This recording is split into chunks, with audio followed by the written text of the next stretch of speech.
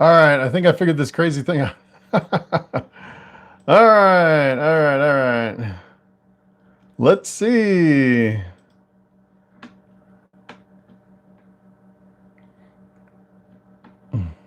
All right. Yeah, I finally got it. I finally got it. And my head's not all stretched out. Hey, clowning around pythons. What's up? First in the chat.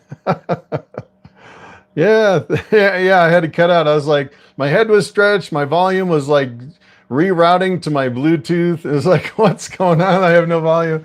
It's like, oh my goodness. Yo, what's up? Marky's not. What's up, Renan? What's up, Area 51 Morphs? Slade in Colorado. What is up? Just watching a Morphmarket live auction. Cool. What's up, Stacy White? Long time no see. Awesome. All right, I'm gonna grab Bobby. It looks like I got everything. I got everything working. All I need is Bobby. Let me grab him. He is right over here in his big old tub. And he is a big boy. Look at how big he is. Wow. Oh, trying a new setup. I actually hooked up a mouse to my monitor. So it looks like it's working good. Renan, what's up? And there was an echo, yeah. Yeah, I had my volume on. Yeah, it was weird. All right, currently researching morphs. Nice. What is up? Breeding Bobby this year? I'm actually breeding one of his offspring. I'm going to breed a bamboo calico through my collection, so that'll be kind of cool. I did breed Bobby to one snake, but I'm starting to think he's too big for a male. He's like overwhelming all the females. He's just way too big. He's a big boy. Look at how big he is for a male. He just like overwhelms the females. I don't know how good he would breed being this big. I don't know. Todd Moore, what's up? Was rewatching one of my old videos. Nice. Then I disappeared. Just did a pairing clown crossed with a bamboo het clown. Nice. Bamboo clowns are pretty cool. As a matter of fact, I'm going to pair this guy with, going to pair a bamboo with my triple het albino pied clown, hoping to hold back triple het, maybe a male and a female with the bamboo in it. That'd be kind of cool. Trying to produce bamboo clowns. Nice. I'm excited because next season I'll be pairing my black pastel red stripe nanny clown to Enchi Disco Spot Nose Yellow Belly. Nice. That sounds like an awesome pairing. What's up?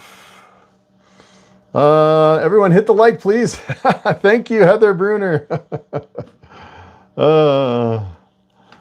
Beautiful smiling face. Yeah. I was working on a video today for Monday's video. It's kind of an interesting one about the spider complex, for kind of a breeder's guide to the spider complex. That should be interesting. It's a lot of work going through all the genes in the spider complex and what gene pairs with what gene. So it'll be kind of an interesting video once I get it done. All right, Bobby. It's always tough with Bobby because I have my little microphone right here. So I'm always like trying to keep him from crawling on my mic. Appalachian Exotics, what's up? I got a couple great morph video ideas, the Gorilla and the Bang. Yeah, so yeah, some of those new genes, it's kind of hard because not a lot's been done to them. So it's I've been looking at the Gorilla, looking for some video ideas, but kind of waiting for more stuff to come out.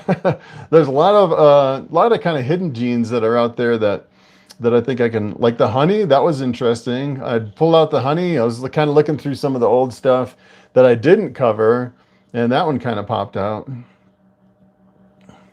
Like the first live and forgot this one. Yeah. Yeah, that first live, it was like an echo and my head was all stretched out. I don't know what's going on with YouTube, but it almost seems like I need to like set up my system and do an unlisted live, and then it goes through this glitch, and then I go to the real live, and then for some reason it fixes itself. I don't know what's going on. It's kind of weird. Any anticipated clutches? So I haven't started pairing yet. So right now I'm going through my whole collection, doing DNA testing through Rare Genetics. So that'll be interesting, trying to figure out if there's any het in the mix. Like if I have like a couple random hets, like a het sunset or het monsoon or something, maybe I'll switch up my pairing instead of doing the regular pairing, because you never know what hets are kind of floating around.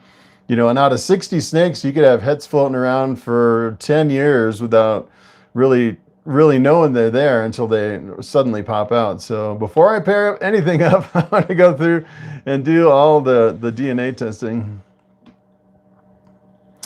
Yeah, Area 51. I thought I would stop in. See you around. Have I purchased anything new? No, I haven't purchased anything new. As a matter of fact, I was thinking about doing some super asphalts. I think it would be kind of cool to get into super asphalts and just breed a super asphalt to a super asphalt, because they look almost like the highways and the freeways. Then you don't have to mess with the asphalt and the yellow belly and the ivories. If you just want like super asphalts with like multiple genes in it, and you went to another super asphalt, that'd be kind of an interesting project. And then you could produce a whole clutch of super asphalts. And it seems like the super asphalts are really holding their price too. So, you know, I think the cheapest one over on Morphmarket was like $800 or something like that. And they go all the way up to like, I think they were like 5,000 for the high-end super asphalt. So that'd be kind of a cool project. Let's see, clowning around pythons. I want to say it's an honor to be in the chat while you're live. You're the first person I started watching on YouTube, was learning about ball pythons. Nice. Yeah, it was weird. When I started in ball pythons, nobody was teaching genetics. It was like this hidden thing. You know, people hold up a snake and they're like, yeah, this is my yellow belly, clown pied, red stripe, blah, blah, blah. I was like, I don't understand any of those genes. And I figured nobody else did, and that's kind of why I went to the morph videos. Hey Chris, welcome back. Really loving Wookiee morphs. Yeah, so I've been looking at Wookiees too. The Wookiee is really awesome. It's a dark gene. It's in the spider complex, so you have to be careful what you breed it to. I'm going to do a video on Monday about breeding Wookiees into other spider complex genes, so that should be pretty interesting. Has Sunny settled down for me?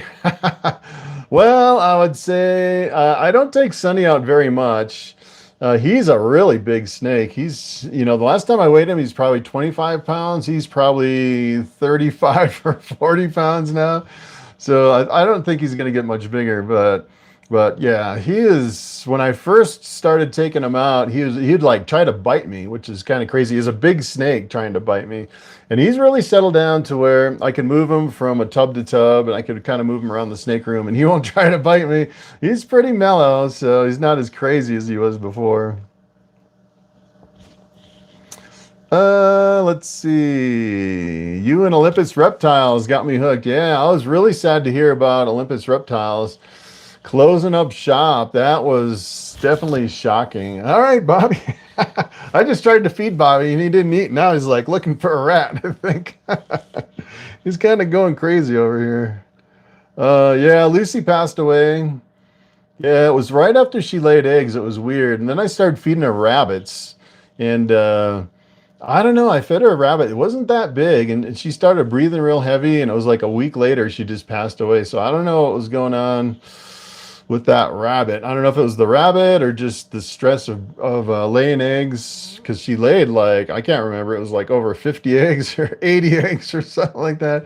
I think I had like 44 hatchlings that hatched from her clutch. It was massive. I couldn't believe it. Is it too late to start breeding ball pythons? That's a good question. So it's never too late. So it's interesting because when you get into breeding ball pythons, a lot of discouraged because of the price drops, and you get into a project and then the price drops, and then you're like, you know, all the prices drop for a lot of genes. But you have to remember that a lot of new genes are coming out, and those genes are really high end, and they tend to start really high when they find a new gene, and they kind of go down and down and down, and then they eventually they kind of level out at the very bottom. You know, the genes that have been around for a long time or that are not in high demand. So, you know, it's never really late to get in the game. You can get in. You know, I've seen snakes over on Morphmarket. Some genes are still selling for like $10,000 a piece with that gene in it. So yeah, it depends where you want to get in. The more you spend, the more money you could potentially make, the more money you could potentially lose if that gene becomes really popular and a lot of people start breeding it, and it can crash. The prices can crash really fast. It's basically based on supply and demand. So if something really cool comes out, like, you know, the new latest greatest gene, and then, you know, 1,000 people get into it and produce, you know, like 10,000 hatchlings, that thing is that the price is going to crash pretty fast in that case. Let's see. Yeah, looking forward to watching the video about the Wookiee morph. So yeah, it's technically not about the Wookiee. It's like what you should not breed to the Wookiee in the spider complex and some of the risks as far as that. 666 Serpents, what's up? The School of Crop, what's up? North Florida Cold Blooded, what's up? Let's see. Getting behind in the comments already. All right, let's see. Breeding ball python seems like a lot of work. Is it a viable living? Yeah, you could make a living off breeding ball pythons. I'd say if you're doing it for a living, the one thing you have to be careful of is breeding the same thing over and over and over every year. So that's what a lot of people do, is they end up breeding, you know, the same combinations and the same genes. I'd say if you're doing it for a living, you'd probably want to mix things up, sell some older snakes and buy some new genes and keep going that way. Because, you know, the newer genes is where a lot of your profits would be, I would imagine. Got into bamboos from Bobby. All right. What's up, 217 Pythons? Bobby is going crazy. I don't know what's going on with Bobby. I like bamboo just a bit, yeah. All right, Bobby, what are you doing?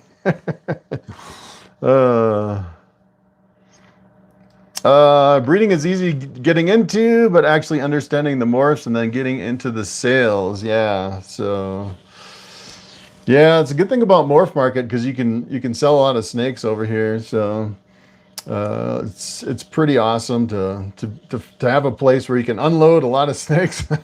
And if you really need to get rid of them really quick, you could probably just do an auction and get rid of them and then replace them with some higher end stuff. That's kind of the cool part of Morphmarket. Yeah, breed for the love. If the money comes, then that's a bonus. Yeah, it's, I don't know. The problem is if you're breeding for the love of it, but you can't pay the bills, then you have to pretty much get out of it and get a day job. So yeah, so that is the problem. Let's see. Puzzle is still maintaining price fairly well. Yeah, I've seen some really cool puzzle stuff. As a matter of fact, I almost got into puzzle quite a few years ago. All right, Bobby. What are you doing? He's going crazy. Work with what you like, and that makes you really nice and focused. Yeah, your time. Yeah, you have to work with what you like. That's for sure. Yeah. Is there a gene that you think will come back into popularity that has died out? Good question. I think there's a lot of kind of hidden genes like the honey. There was another gene that I did a video on quite a while ago. It was called the twister, and it was in the UK. And I saw over on Morphmarket, someone actually picked up the twister, was breeding it here in the United States, and it didn't seem like they were selling that well. I thought that was interesting. So I would think people would go over and look, especially if you watch my Twister video and all the potential that the Twister has, and then go over to Morphmarket and look at the Twister. I think that could be an up and coming gene that's kind of hidden too. I thought that was kind of interesting. There's a lot of genes like that that are just kind of floating around. A lot of them over in Europe or other parts of the world where people will import them, and then people don't really realize what the gene can do. And then once you start breeding them through different genes and stuff, then they really catch on and can really explode. I feel like I'm sitting on the couch like 5 years ago watching a Hardwick video. Yeah, I'm a little bit older, not much older. I guess it's been like, I think I started making videos like 6 years ago. The first ones were pretty bad. I made quite a few mistakes in some of those. I remember back in the day, I was saying that leopard mixed up the pattern, but it wasn't a dark gene. That's a big mistake that was kind of going through some of my videos. And then I realized later it was actually a dark gene, the leopard. And then you really can't go back and fix your videos. So you just kind of have to keep plowing forward and say, yeah, I made a mistake. And then, yeah, there's so much to learn. You start making videos on morphs and it can be overwhelming because there's so much to learn. There's so many genes. And you do make mistakes at the beginning, that's for sure. Let's see. My mouse is stuck. All right, a project that I'm going to be working on, hopefully in the next couple seasons, is some blackhead, het red, exanthic, hurricane, paint, hypo puzzles. That's a lot of genes. Yeah, another thing I was thinking either I could do like, if I got into something new, I think it would be either like the super asphalt, where you could just breed a super asphalt to a super asphalt, or I was thinking of doing like a 6 gene snake to another 6 gene snake, and maybe get like a 6 gene snake that had a whole bunch of brightening genes and another 6 gene snake that had a whole bunch of dark genes, and then breed those together, and you would get enough snakes for the rest of your life with the possibility of 12 genes in each snake. That would be really crazy. And it would just take a couple snakes and maybe a couple holdbacks, and then you could produce some really crazy combinations. So that's another thing I've been thinking about getting into, doing like a whole bunch of where you can't tell what the genes are. You just make these snakes, and then you have to send all the sheds in for DNA testing to figure out what it is. All right, let's see. Whoa. I am behind on the comments. Everyone hit the like button. Thank you, James. What do I think is the #1 problem with the industry that has nothing to do with the animals themselves, but the people that are... Yeah, there's some interesting people in the snake world, I'd have to say. So, I don't know. It's the hard part is if you make a mistake, then a lot of times the people hold a grudge, which is kind of hard, because especially if you're just getting into it, you don't know everything, and you do make mistakes along the way, that's for sure, especially if you're doing YouTube. So you just kind of have to plow through. Bobby. Jay, love your videos. Thank you. We don't say that word here in Dixie. Mimi, you, Chang, you, what's up? Seems like Orange Dream and Super Pastel is not as popular as it still was. I don't know. It seemed like for a while, a lot of people are going for the really bright snakes, super, super bright. And now it seems like people are just kind of like all over the place, kind of mixing it up. So I think it kind of goes through a cycle where, you go to the reptile show and you see every single display with bright snakes, and you're like, I want a dark snake. You just kind of keep mixing it up. So, which is good. I mean, there's so many genes and so many different possibilities. For sure, 6 years ago. Yeah, I'm that many years into breeding myself. Yeah, I started breeding, well, I think I started breeding like 10 years ago. I think it's been 10 or 11 years since I started, so it's been quite a while. Everyone hated on me for no reason other than they didn't want competition. I don't think it was really people hating on me. It's just, You know, it's weird with YouTube because you can make videos on YouTube and people can say stuff completely anonymously. So it's like kind of talking behind your back, but it's there like on a public forum. So it's kind of like it's almost like reading people's thoughts a lot of times when you look at comments on videos. So I don't know. Yeah, I don't know. I did make a lot of mistakes back in the day too when I was doing my videos. So hopefully, hopefully, I have more knowledge now for sure when it comes to genes and genetics. Let's see. The beauty is in that it shows your knowledge grows when you acknowledge past mistakes, for sure. Thanks to your videos, I just acquired my first bamboo. Nice. Bamboo is addictive. Just the single gene. I would say when it comes to bamboo, it's really close to spider, and spider is really awesome, but I think people shy away from it from the head wobble. So so this is as close as you can get to a spider without actually getting a spider. What other species of python would you work with that's not a ball python? Pretty much the only thing I work with now is the reticulated pythons. And I probably won't breed them again. I think I am done breeding reticulated pythons. They're just too crazy. I mean, you cut open the egg and they'll come right out of the egg and bite your finger. It's crazy. Out of all my snakes, I've been bitten the most by those reticulated pythons. I'm definitely getting better though. But still, they're so long and jumpy. They can just jump and leap after that rat, and they just go crazy and bite everything. And sometimes I'll have reticulated pythons like turn around and bite themselves, and it's just, I mean, they're a really beautiful snake, and I really love reticulated pythons, but I don't know if I really want to, I don't know if I want to breed them again. It took me a long time to tame down all my retic hatchlings, you know, working with them for hours and hours and hours to get them to where they weren't so crazy. Let's see. My favorite part is how well you break down each gene. Yes. I try to break it down in every video. I kind of try to gear every video for the new person just watching for the first time. And sometimes I'll repeat myself on multiple videos, like right in a row, saying the same thing over and over. And it's because nobody really watches them all in a row. They just kind of randomly find one video that they're interested in. And I figure a lot of people really don't know the genes that are just starting out.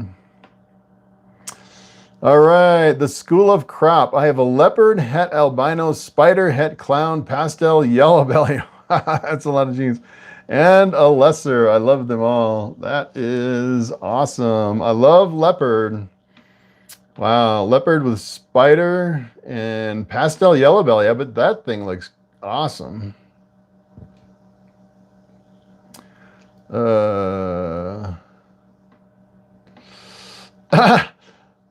That's funny. Everyone hated on me for no reason. Mutation creation just doesn't want people taking viewers. I don't know about that. I don't know.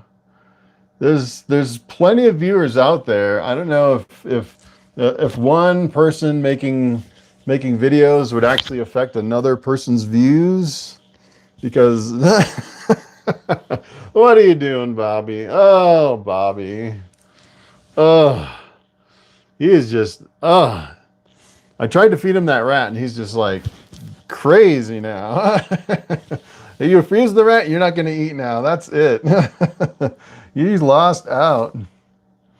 Let's see. Chris needs carpets. I don't know if I'll get carpet pythons. Yeah. Oh, Bobby. Tire God Morph, say Chris, I'm so glad you're back. I need my bamboo from you.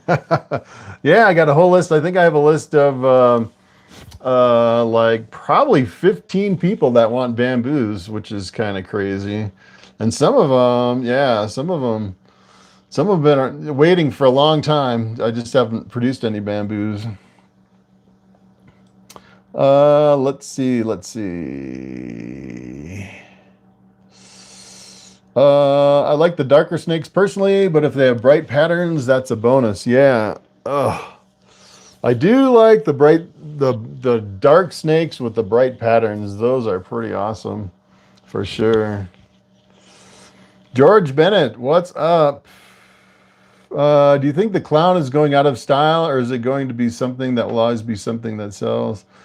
Yeah, I think that the clowns will always be something that sells. It's kind of interesting though, because a lot of that depends on other reptile channels and what they're promoting. Like, you know, back when the clown was really popular, it seemed like everyone was doing clown videos, like every single video. And of course, it's like, I want a clown after watching all those videos. It's kind of like the bamboo, you know, and then people want the bamboo videos. Watch the bamboo videos, and then everyone wants a bamboo. So I think it really depends on what's going on YouTube too. So especially if there's like, it seems like now there's a lot of new genes coming out in ball pythons, and people are just kind of focused on the new stuff versus the old stuff, which is kind of weird how it's kind of switched like that.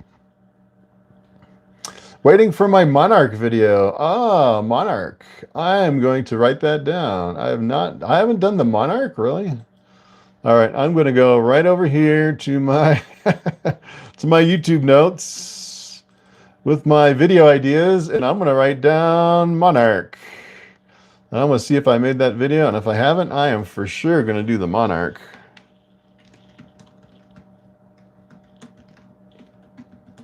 I thought for sure I did that one. Well, I'll have to check. Huh, that's interesting. Yeah, it seems like a lot of my video ideas I get from the live stream. A lot of people are like, hey, do this gene, do that gene. Yeah, I'm trying to cover a lot of the popular genes that I've missed from previous videos. That's kind of what I'm focusing on. Trying to plug holes. And some of the lesser known morphs. I used to have a gorgeous bamboo mahogany. Nice. I bet that would be awesome. Bamboo mahogany. Wow. Yeah, I've been kind of looking around at what else I could kind of cross with the bamboo, what I could bring into my collection. I thought about leopard or blackhead, but mahogany, I bet mahogany is really good with the bamboo. I'm gonna have to look into that. I might have to jump into mahogany. Let's see. Martin DeVrew. I like the bamboo you got. Are there any tips you had for becoming a breeder? Yeah, watch my videos. I have like 1,200 videos on YouTube all about breeding. There's a lot of tips in a lot of areas. So I would say research as much as you can, get a good enclosure. Probably I would start with multiple females and one male. That's the way I would start. As a matter of fact, if you're just getting into it and you want to crank out some hatchlings right away, I would get some females that are ready to breed. Set up an incubator and get it all ready, and then get a male, breed it through maybe 2 or 3 females, and then the first year you'll actually get some experience hands-on. That's probably the way I would do it. I mean, even if you pick up something like a single gene, if you go over to Morphmarket and sort by the oldest birth date, you can find some really big females over there with just like like a pinstripe or something like that, just like an enchi or just one gene, and then get a male that has a lot of genes and then breed it into there, and you'll get a bunch of stuff right away. Let's see. I work with bamboo the most. Yes, best single gene more for sure. I work with bamboo the most too. What is up? Iridescent unicorn farts. You're catching alive. Yes, you are. All right. Oh, my comments just jumped. I lost my place. All right. Appalachian Exotics. Have you covered Scrambler? I am going to put that one on my list. Scrambler.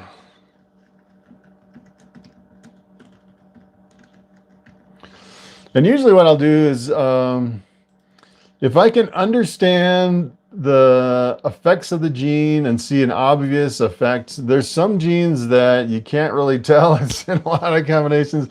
And I usually try to avoid those unless I can tell for sure that it's in there. And if it makes a dramatic effect or at least some kind of an effect that people would want.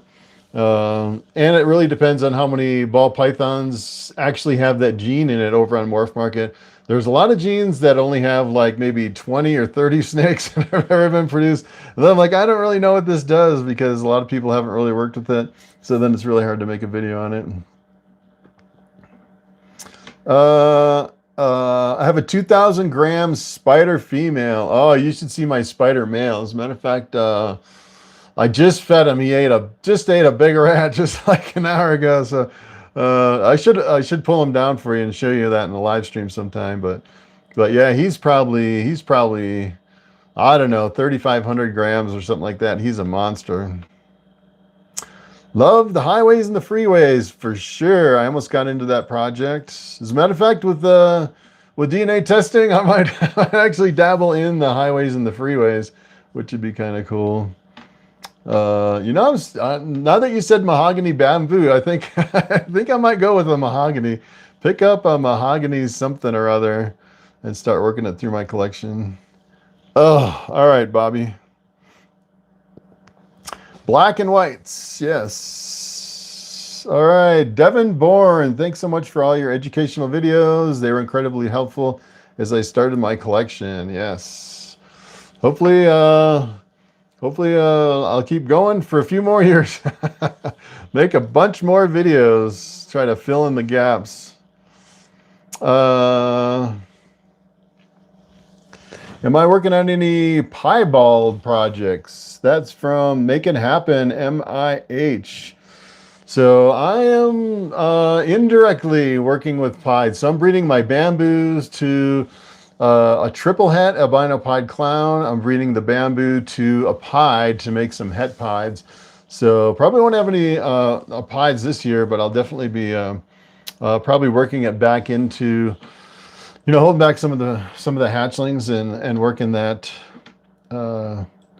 into some of my other stuff. Hopefully I'll get some bamboo pieds, clown pieds, and a bunch of stuff like that.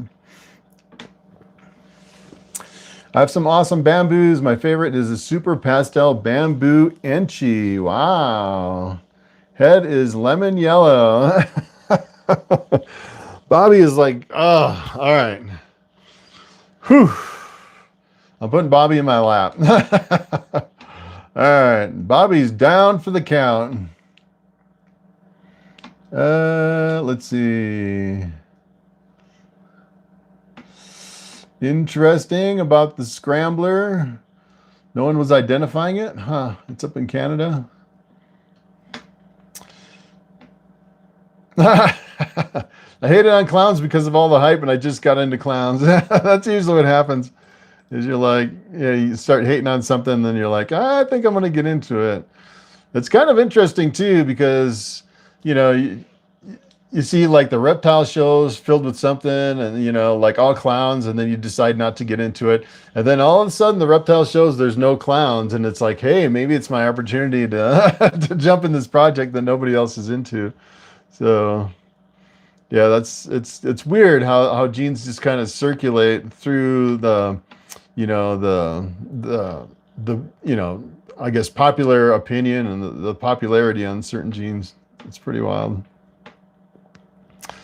All right, the School of Crop, the breeder I get stuff from said he incubated longer for spider eggs and he doesn't see a wobble. Interesting. Yeah. You know, I'm convinced that the spider wobble is really line dependent, because I've seen some people breeding spiders with no wobble. As a matter of fact, I had one with no wobble and none of the offspring had wobble. And I've seen some people with whole clutches of spiders with wobble.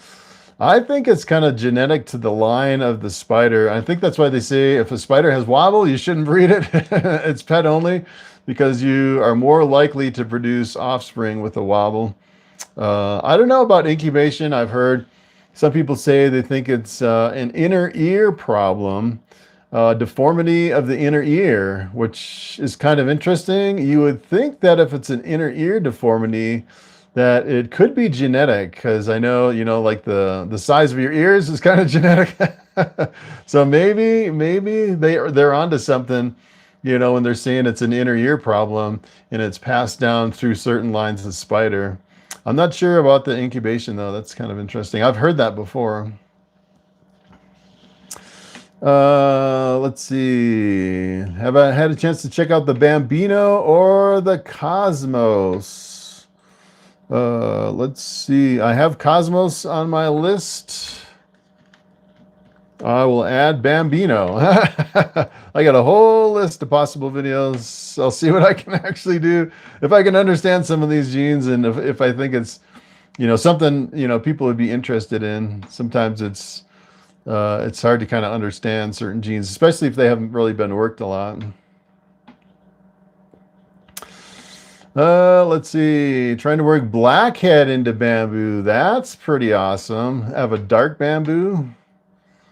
Do I have a waiting list? So I do have a waiting list for bamboos, and there's like probably 15 people on the list, but I'd say most of them are from a long time ago, like the last 3 years. This year, I think I only had like maybe 2 or 3 people jump on the waiting list. So, but of course, if I start breeding ball pythons, it's going to be probably 9 to 10 months before I have any hatchlings. And, people's plans change by then. So even if you got on the waiting list, in 10 months, you might be into something else or not have the money. It's kind of hard with a waiting list that's like almost a year out. So, I mean, you can jump over to Morphmarket and sign up for the waiting list for a bamboo, but I'll probably go through the waiting list when I first get some hatchlings to see if anybody's still interested, and then just probably post the rest on Morphmarket at that point. But I'm trying to breed 9 females this year, so I should be able to get maybe 35 or 40 bamboos maybe, which would be pretty good. Bamboos and bamboo combinations, which would be good. Maybe hold back just a few, maybe 2 or 3. Don't see a monarch on my video list. I don't think I've done monarch, actually. Heard from an incomplete dominant called Sapphire. Interesting. I'm going to put that on the list too.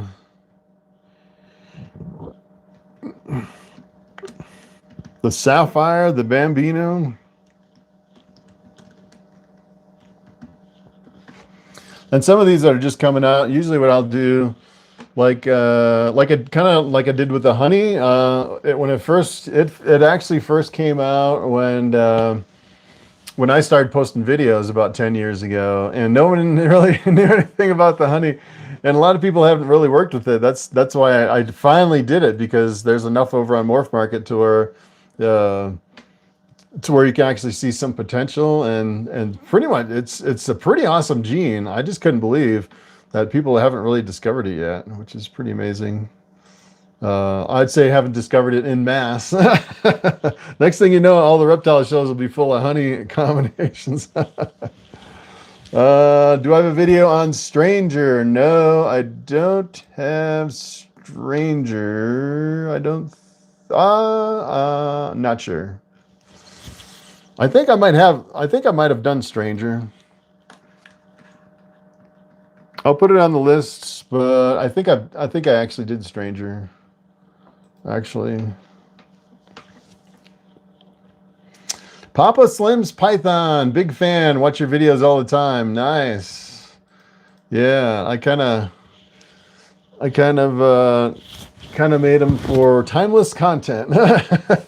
So even you can watch them again in 10 years. As a matter of fact, I forget some of the stuff that I have to go back to my own videos.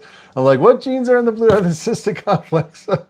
Just to kind of brush up on some of that stuff. And a lot of stuff has actually been done. I'm working on a video for the spider complex. So there's a lot more genes in the spider complex than I thought there was like 5 years ago. So there's like 4 more genes. So my video, hopefully coming out Monday, will be an interesting one about the spider complex. Bobby seems so happy to be out. He's getting a little crazy. Kind of look like Bruce Willis, I guess. I've been compared to a lot of different people. How much does Bobby weigh? I have no idea. I haven't weighed him in a long time. Uh, maybe maybe I'll weigh him and then tell you how much on Monday's video, how much he weighs. I'd say he's probably close to 4,000 grams, I'd say. So he's pretty big. He's a monster. He's a big boy. I'd say he looks like 4,000 grams, I'd say. Yeah, he is really big. He's almost too big to be on my shoulders. When I first started doing videos here in 2026, because I haven't done a video with him for like 3 years. I was working a day job, and he was like choking me. He's literally almost choking me out to where I almost passed out. I was like pulling him off. I was like, I don't know if this is gonna work with Bobby. And then he finally calmed down and figured out that I didn't want him to choke me out. That was kind of crazy. All right. H man. I really like pinstripe, but it seems there's quite a few pinstripes for sale. It seems like a bit of a negative towards it. I don't know. I absolutely love pinstripe. When pinstripe came out, they were selling for like $20,000 back in the day. You know, they slowly came down until, you know, they're a few $100 and people are like, it's not worth it. And then it's a lot of it's not about, you know, a lot about the money. A lot of it's about what you really like. So I'd say if you're breeding for the money, you definitely need to breed some stuff that brings in the money to pay the bills. But on the other hand, you want really cheap stuff too, because a lot of times when I go to the reptile shows to sell snakes, my number one snake that sells at the reptile shows is a normal. Believe it or not, I have people coming up and they're like, I want your cheapest snake. I don't care. My kid wants a snake. I want the cheapest one. And sometimes, you know, some of these genes, like the single genes, they're not that much more than a normal. I try to talk people out of, you know, the normal, try to get them up a little more, and they're like, I don't really want anything besides the normal. I just want the cheapest one.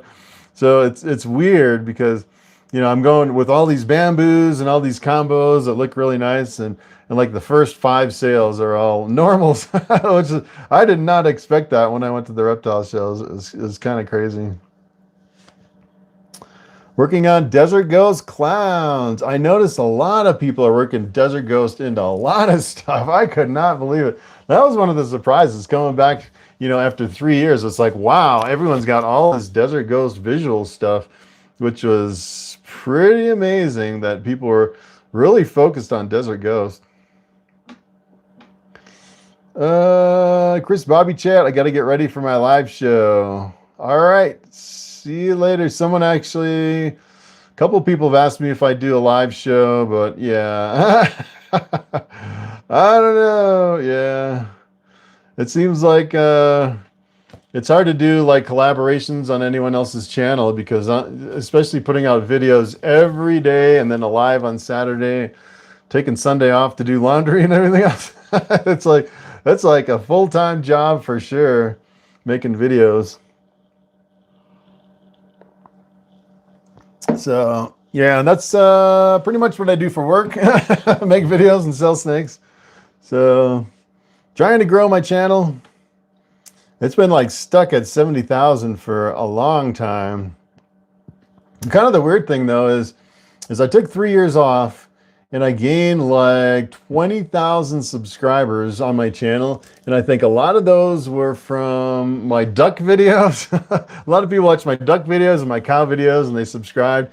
And then I had one that's a really popular video, how to unlock a locked truck in 30 seconds. That's like the #1 video that drives a lot of my video growth over here, which is kind of weird. It's just like stuck in high gear for all these years. And I got a lot of those subscribers from all those videos. And then I started posting snake videos here in 2026. And my subscribers started dropping like a rock. It's like all those people that signed up for duck videos, they did not want to see like, you know, daily snake videos. And it was weird how, you know, I think I lost like 100 subscribers when I first started posting. It was really crazy. And now it's kind of balanced out to where, you know, it's slowly going up again. But I think I'm losing a lot of subscribers at the same time gaining them because people didn't know what they were getting into when they subscribed to my channel. They're like, what are all these crazy snake videos? Yeah, subscribe if you want Ball Python videos. If you want something else, don't subscribe, because that's what it's all about.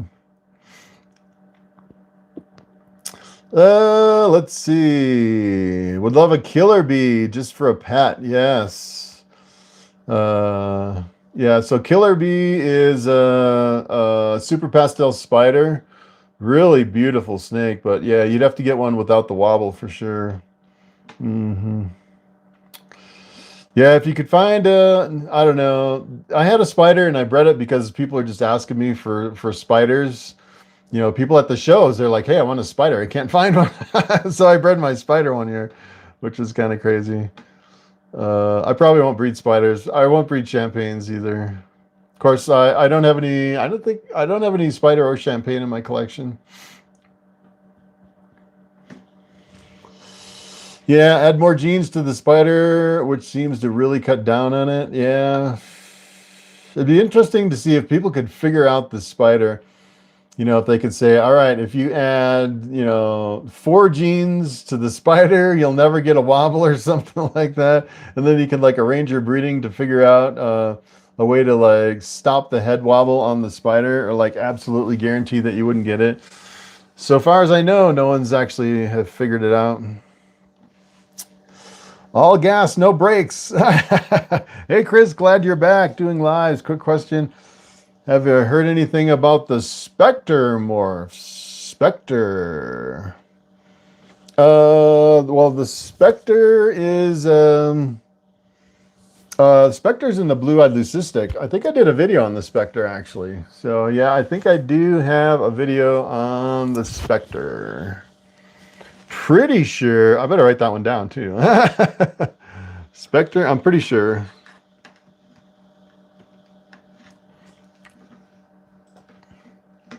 But that is one of the blue-eyed leucistic genes. Let's see. I had a bumblebee spider with no wobble. Yeah, I would say when it comes to spiders, the wobble is occasional wobble. I don't see it in all the spiders. I've seen a lot of spiders with no wobble, but just every now and then you have a really extreme case, and then, you know, when people see that, like at the shows or on videos, I think it gives the spider a bad name. Does anyone breed ball pythons for intelligence? I think Bobby's pretty smart. He's probably the smartest one that I know. Bobby right here. This crazy camera like does a face focus and it won't focus on Bobby. It wants to focus on my face. All right, let's see. What are a couple morphs that a person can get into cheaper and produce some easy to sell babies? Good question. I would probably do like bright genes, like Orange Dream, Yellow Belly, Fire, Pastel, or Super Orange Dream, stuff like that. As a matter of fact, if you went with like a Super Orange Dream, Super Pastel. If you could get, and Fire in the mix, then you'd kind of rig it to where if you had a couple bright supers in a snake and you bred it to something, everything would be like if you had a Super Orange Dream and a Super Pastel, everything you bred it with would actually have Orange Dream and Pastel in it. And that way you can kind of rig kind of stack the deck to where everything in all your hatchlings would actually have brightening genes in it, which would be kind of cool. So as a matter of fact, if you had like a Super Pastel, Super Orange Dream, and you bred it to a Super Fire, of course, then all the babies would do the same. So you'd have to have something else in the mix too. You wouldn't want to produce like, a whole clutch of all the same babies. But that'd be one way to go, is to make sure, use some supers that are brightening genes. Do I have any dreamsicles? No dreamsicles. That is the lavender albino pieds. Bows and balls. Okay, I'm just here to say Bobby got me into snakes 8 years ago. That and kids unboxings. I was afraid until I watched all your videos. I have 40 now. 35 balls and 5 boas. Awesome. Yeah, I was thinking about getting into boas instead of reticulated pythons just because they don't get as big. reticulated pythons just get really super big. Of course, these the super dwarfs that I have, they've been staying really small, so that's a good thing. Martin Hall, dang, I'm late. Let's see. I think I'm behind on comments a little bit. Let's see. We have 72 watching. That's pretty cool. Let's see. We'll send you a hatchling from the bamboo mahogany girl from the pairing this season. Ooh, nice. Yeah, I would. Yeah. So when it comes to, yeah, if you want to send me a hatchling, I'll take a mahogany, but I don't know if I want to introduce another line of bamboo in my collection. So probably shouldn't send me a bamboo mahogany, but definitely a mahogany. I would definitely take one. Probably like a mahogany female, which would be cool because then I could, breed some of these bamboo combinations into it. Kind of want to stick with the same line of bamboo through my whole collection. So the Bobby line, pretty much specialized in the Bobby line bamboos. Hey Chris, have you done a video on morph coloration changes into adulthood? Actually, I have not. I've thought about it. Color changes into adulthood. I got it on the list. That's a pretty good idea, actually, because there's a lot of drastic changes in a lot of genes, especially like the lavender albinos and the coral glows. A lot of times you'll have extreme changes in some of those morphs. Yeah, keep throwing out the video ideas. I usually, just keep adding to the list, and then, if I kind of run out of ideas, I go over to the list and kind of dig around. Some of that stuff takes a long time though, like the spider complex for breeders that I'm going to post Monday. Some of them are real easy videos, and that one is going to take a lot of work to actually put it together. I've already put quite a bit of work into it, so I think it'll be a really good video. I got a spreadsheet and a lot of stuff put together. So, what do I think about ball python hybrids? Yeah, a lot of people frown on hybrids. The other thing about a lot of hybrids is they're actually sterile, so you can breed a ball python to like a Woma python, and you get a Woma ball or whatever they call it. And yeah, sometimes they make some crazy mixes.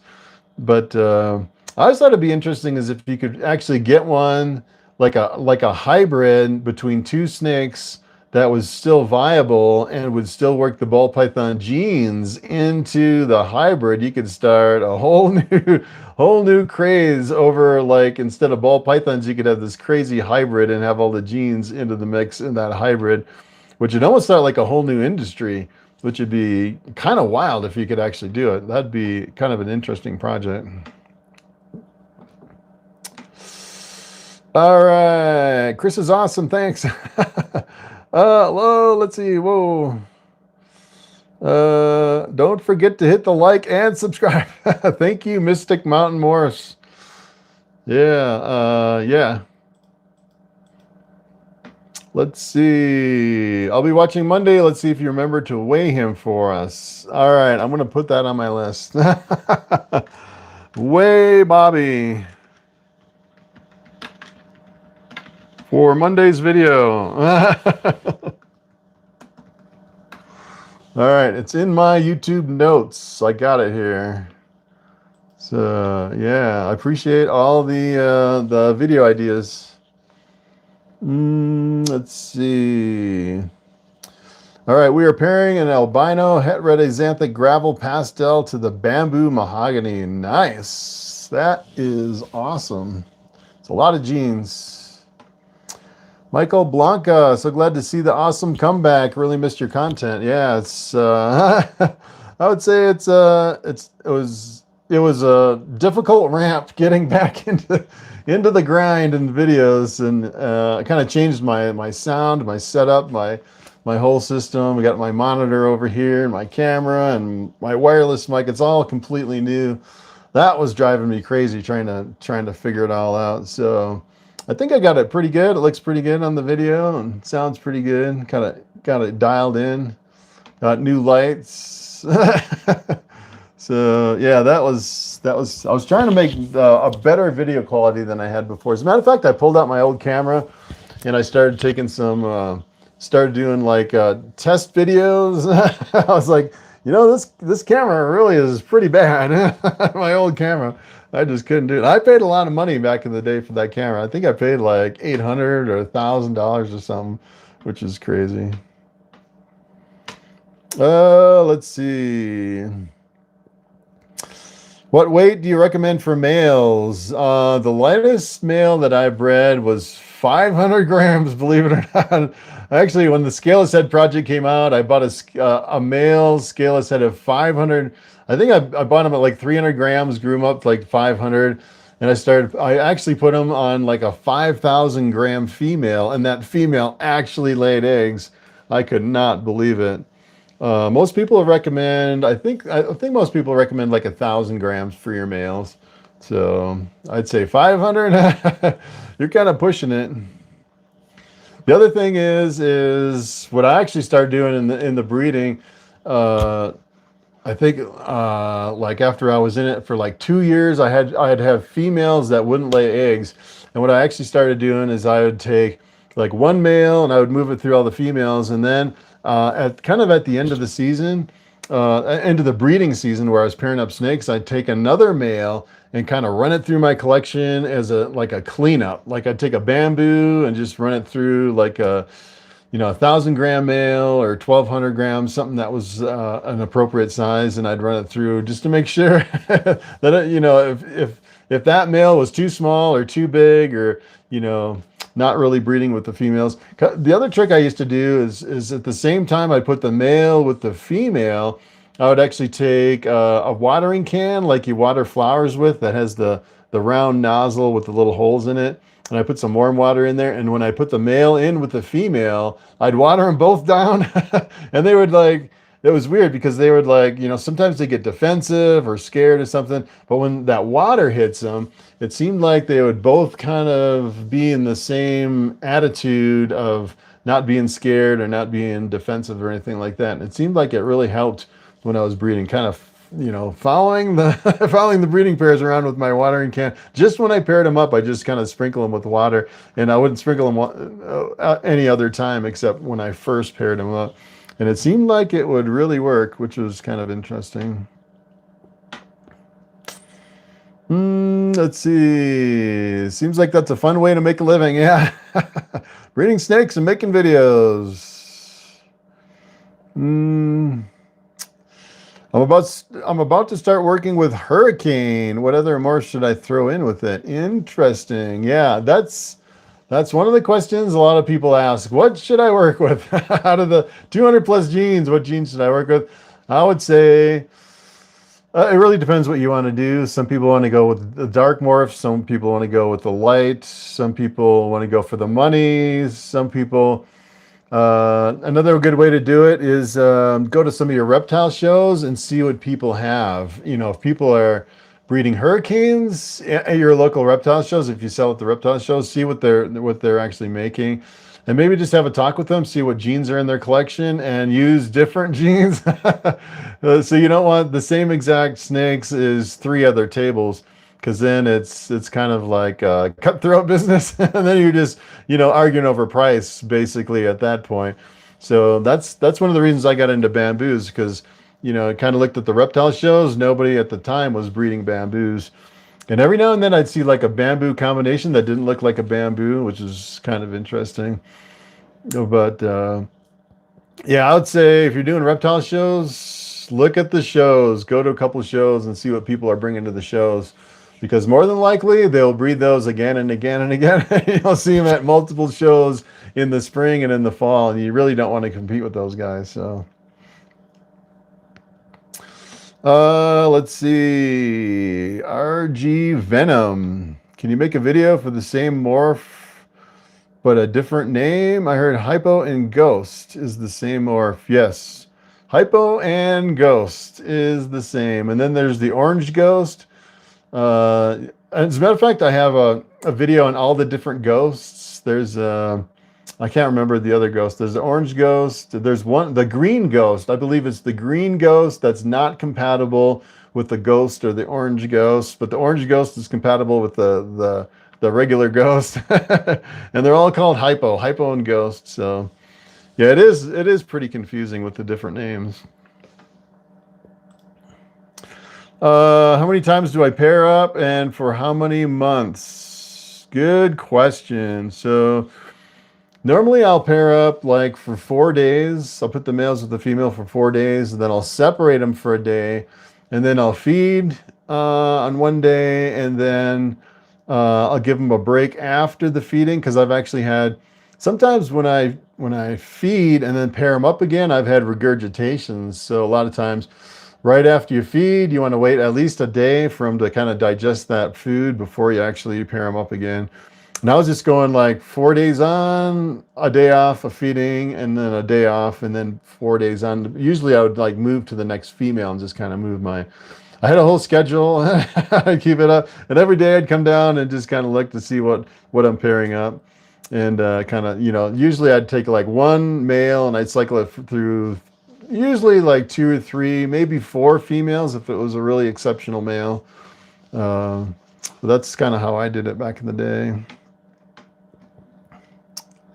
Let's see. I love what the sugar does. Yeah, so basically the sugar is very similar to the calico.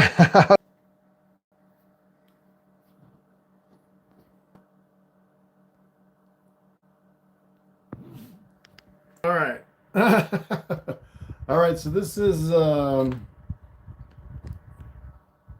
think I figured it out. But I recovered it. But I lost my mic. I had to unplug my mic, my wireless mic, because I think this was the culprit. I'm using I'm using a splitter to split in the receiver and my mic, and I don't think I had enough power going in to get this camera going. So yeah.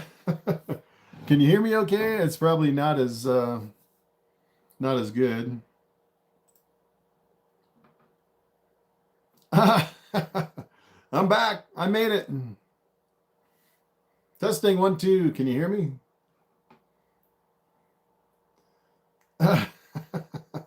Bobby had one job and I forgot to plug in the camera. Yeah. All right. We lost most of the people. All right. As long as you can hear me. I am streaming on this YouTube, what do you call it? YouTube Studio dashboard, which is crazy. All right, you can hear me. Good. All right. Wow. I've never streamed on the YouTube Studio dashboard before. So yeah, I guess we'll keep going. We'll keep going. I was going to stream for a little bit longer. So let's see. Maybe I'll go back to some of my questions here.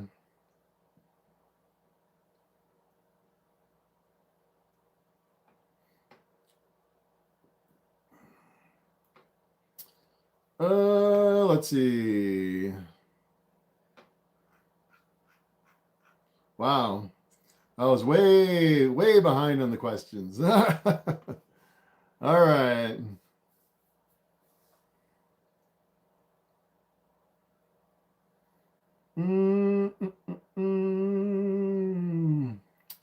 Let's see. How many times? Sugar, lesser bamboo. Do I have any lesser bamboo combinations? That was a question. I do have one that's kinked, unfortunately. Let me show you that one.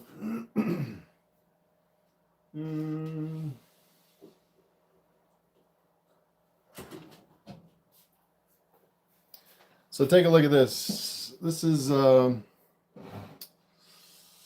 my bamboo lesser. Take a look at that beauty. Beautiful snake, beautiful snake. Yeah, it's a male. Has a slight kink, very, very slight. And this guy's been fasting. I got another one that had a slight kink in the neck. I always wondered what to do with the kinked ones. And I grew her up and the kink got worse and worse. And her neck is like almost at 90 degrees. And it's like, it's awful. It's like, what do you do with a kinked snake? This one just has a small little kink right in the neck. You can barely notice. Only when he kind of stretches out a little bit. I don't know. I could probably use this one as a breeder. I don't know if the kink is that bad on this one. I don't know if you can even notice it. It's just a little kinked right in the neck. So barely even notice it. It's like right here, just a little tiny bump. I hate to even sell it. It's like, I don't know. I don't know. You can see the kink right there. Poor guy. It's a beautiful snake though. Beautiful, beautiful. Bright blue eyes. As a matter of fact, I think this is the only lesser I have left in my collection. I got out of the lesser. So that's unfortunate on that guy.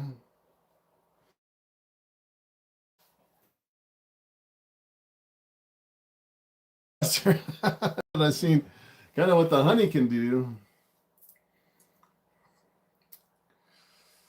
All right. Do I have a bamboo calico? I do have a bamboo calico. As a matter of fact, this one right here. Right here. Right behind me. Bamboo calico. Little stuck shed still on this guy. And he's been picky, a really picky eater. He's going to be the male that I breed through my collection. So beautiful looking snake, really beautiful. Yeah. He's a good looking boy. He's going to be my main breeder this year.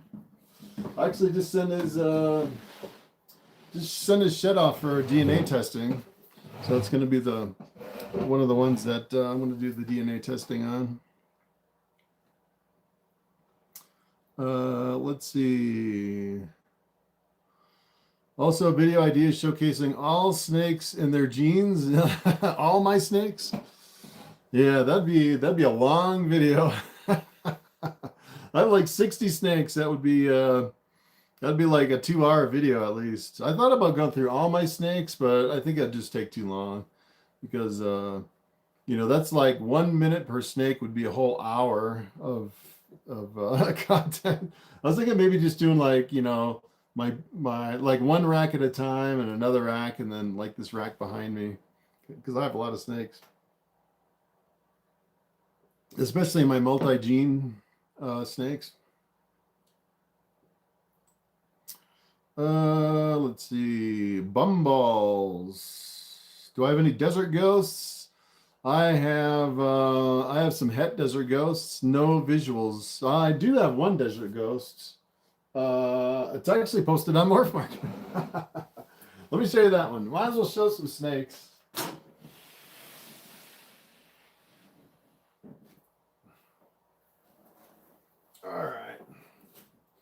All right, so this will be a quick showing because he just ate a big old rat like an hour ago. He is a pastel desert ghost. Beautiful, beautiful snake. Really beautiful. Yeah, I don't really want to... I'll put him back on the hot spot here. He just ate a big rat. A really big rat, too. Don't really want to mess him up.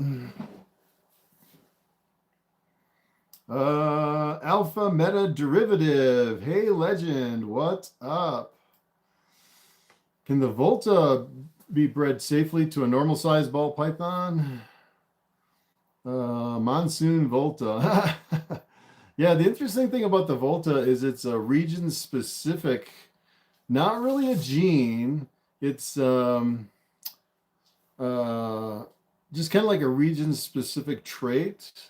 So if you breed a Volta to something else, I would imagine they would come out like 50% Volta. And then if you bred those to something else, it'd be like 25% Volta, and you kind of dilute it as you breed it down. So it's completely different than the rest of your ball python genes. So how much do I make a year breeding and selling only? Not enough to survive.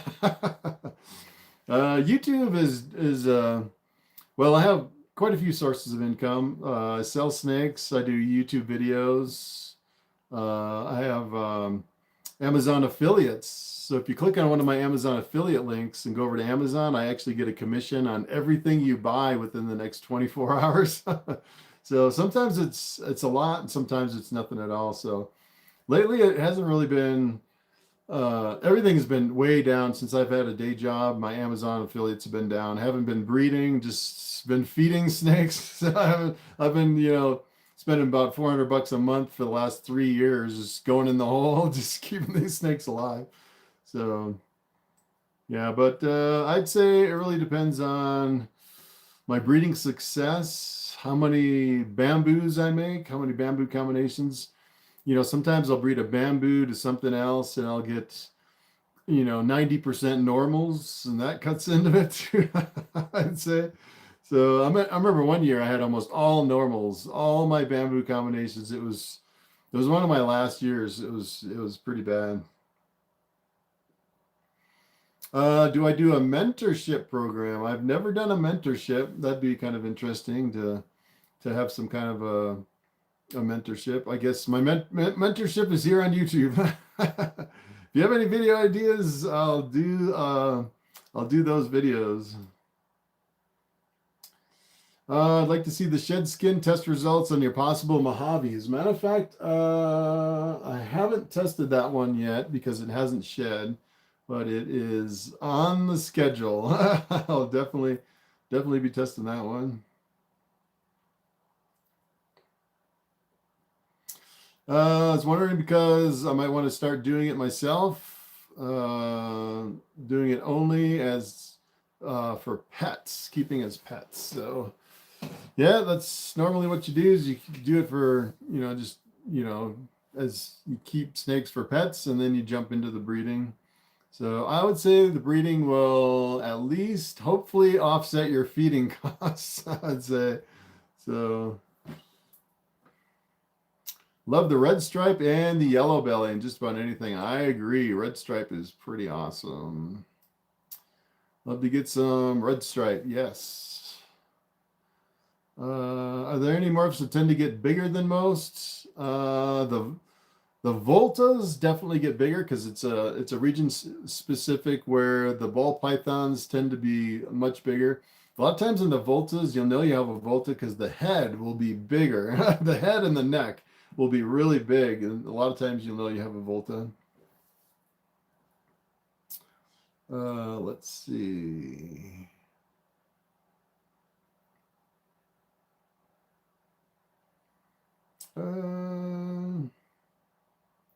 Let's see. Hopefully I'm coming back. I am back. Let's see. I caught up with the glitch.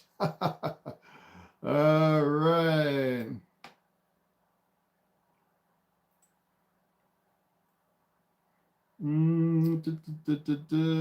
Scrolling through the glitch comments. All right. I could leave and live a normal life, but snake info from Chris Hardwick is worth the wait. Bobby forgot to plug in the camera. The camera died, so it's charging now as we're going. So yeah, I lost my mic. Looks like we lost a lot of people. We're down to 32 viewers, I guess.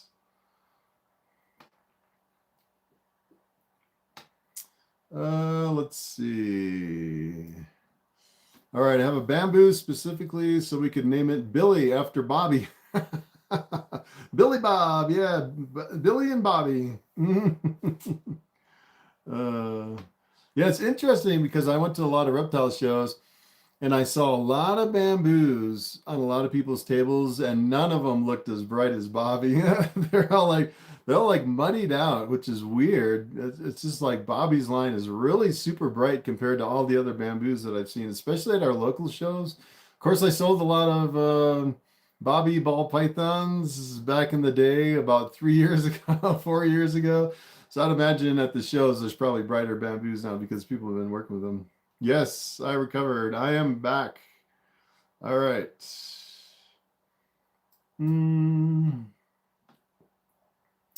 Bobby got into the timeout from plugging the camera. What's my opinion on retics? I absolutely love retics. The funny thing about retics is it seems like the dwarf and the super dwarf, although they stay smaller, they're a little bit more frisky, a little bit more bitey, a little bit more squirrely. If you get a mainland retic as a hatchling and as a baby, it's a lot. It seems like a lot more of a mellow snake. When I had Lucy, especially as a small snake, she was really mellow. The problem is she got up to about 50 pounds. No, I think she was up to over 50 pounds. I think she was like up to 60 or 65 pounds when she passed away. And at that point, it's like you need two people to handle them for sure. They get so big. Has any genetic testing been done on your collection? So it's funny because I sent in the first of my sheds. I cleaned all the tubs to make sure they're super clean, put new coconut husks, and scrubbed all the tubs down, make sure they would have a good DNA testing. And then I was waiting for my snakes to shed. Well, a lot of them haven't shed, but I think I sent in maybe 15 sheds already. And I got a call and they're like, hey, a lot of these genes are testing negative. What's going on? And I was like, yeah, I'm just seeing if there's any genes floating around in my collection. I just wanted to see if there's anything under there. So they did a few. I think they did like 5 or 6 genes and they were all negative on the 15 that I sent in. But now they're sending it to like a deep dive into, I think they use like $1 million sequencing machines to sequence the DNA and look at all the genes. So that's what I'm waiting for. And they said that it was going to be like 2 to 3 weeks before I'll get the results. But I'll definitely be doing. A lot of my stuff is like 50% het pied. Some stuff is like possible desert ghosts, stuff like that. So it'll be interesting to see what is het pied, what is desert ghosts. Just through my collection. I'll definitely make videos on that when I get the results. Yeah, is there anything in my collection I'm really looking forward to confirming genetics? Probably I got this really weird snake. It looks like a normal, but it has really crazy patterns in it. And that one, I'm definitely interested in to see what's going on. I'd pull it down, but it just ate a rat. So I don't really want to disturb it. That one's a little squirrely too. So don't really want to disturb it right after I fed it a rat like a couple hours ago. The other thing that's really interesting too is my my pastel calico female, which is a really big pastel calico. I actually showed it in one of my last videos when I was showing all my breeders. And I actually bred it with a desert ghost, and I produced one snake that looked like it was a desert ghost for sure. I thought for sure it was desert ghost. And then I bred that female like 2 more times, and I did not get a visual desert ghost. I don't know if it was like maybe like a krypton in there or something that was popping out. You know, sometimes they can look really bright and kind of crazy like that. And I sold it kind of as a desert ghost dinker, but I'm really interested to see, because on that female, if she does have desert ghost, I actually bred it through my collection. All my calico and my whole collection actually came from that female. So if she does have desert ghost, it could possibly be in half my collection actually. So that's really what I'm looking for is like the het desert ghosts kind of floating around. If there's like krypton kind of floating around, you know, maybe maybe the male was like a het clown. I got a krypton or something, which would be kind of cool. So who knows? Who knows what's in this collection? So yeah, that's kind of the two that I'm really interested in. What is Grail of snakes you are trying to get? Yeah, so what am I trying to get in 2026? Well, I've had so many people wanting bamboos, so I'm going to produce a whole bunch of bamboos. And what I'm shooting for is I'm breeding my bamboo to my lesser triple het albino pied clown. I'm shooting for would be the bamboo lesser triple het, which would be cool because then I could breed it back through my collection. And if I actually got a male, I could breed it back to that female.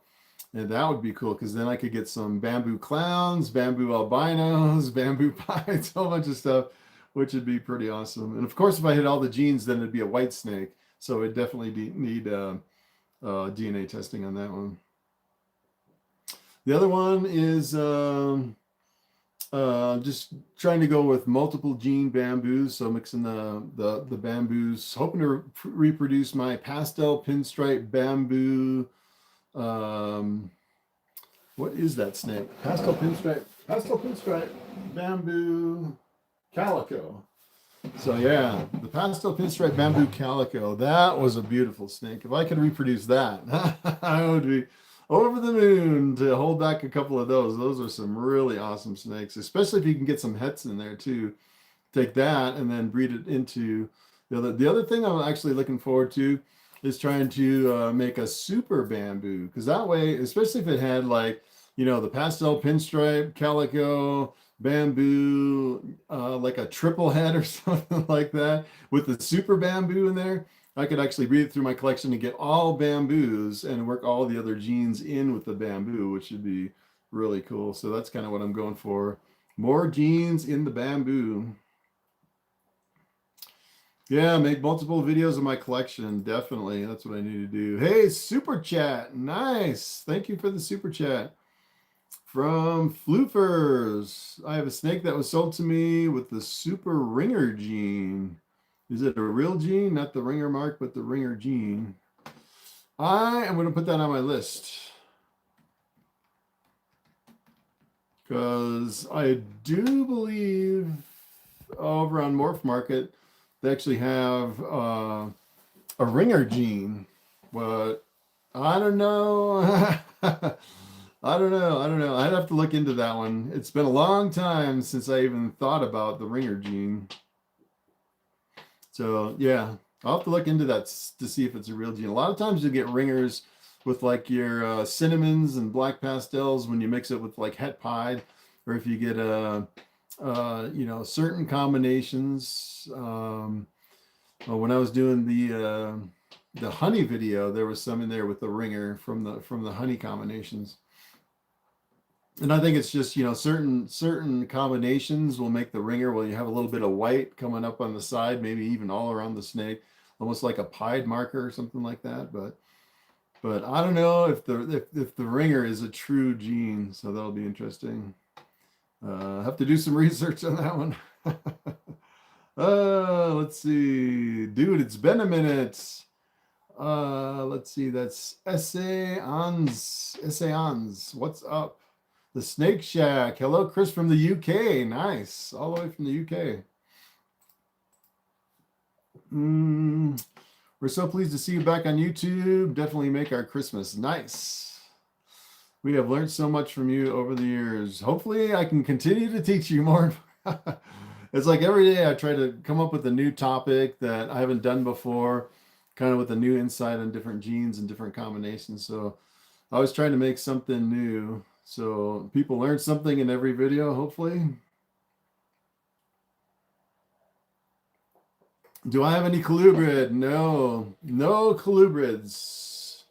I kind of miss my big black and white king snake. As a matter of fact, I used to have him like right up against the wall in a glass aquarium, and he was an awesome snake. And when I decided to get rid of everything except ball pythons and then my retics to kind of use up my extra rats, I got rid of all my snakes. I had an Australian Woma python. I had some some different king snakes, some black and red ones. But I think the one I missed the most was the big black and white king snake. He was awesome. Brought him to a show and I set up a display and had some like driftwood in there with this really beautiful black and white king snake, and someone bought it. But yeah, I don't know. Maybe I'll get another king snake. That was one of my favorite for sure. Mystic Mountain Morph says, don't forget to hit that like button and subscribe. Thank you very much. Really want a scaleless. Yeah. Scaleless is a challenge, I would say. Yeah, you're basically chasing the sheds.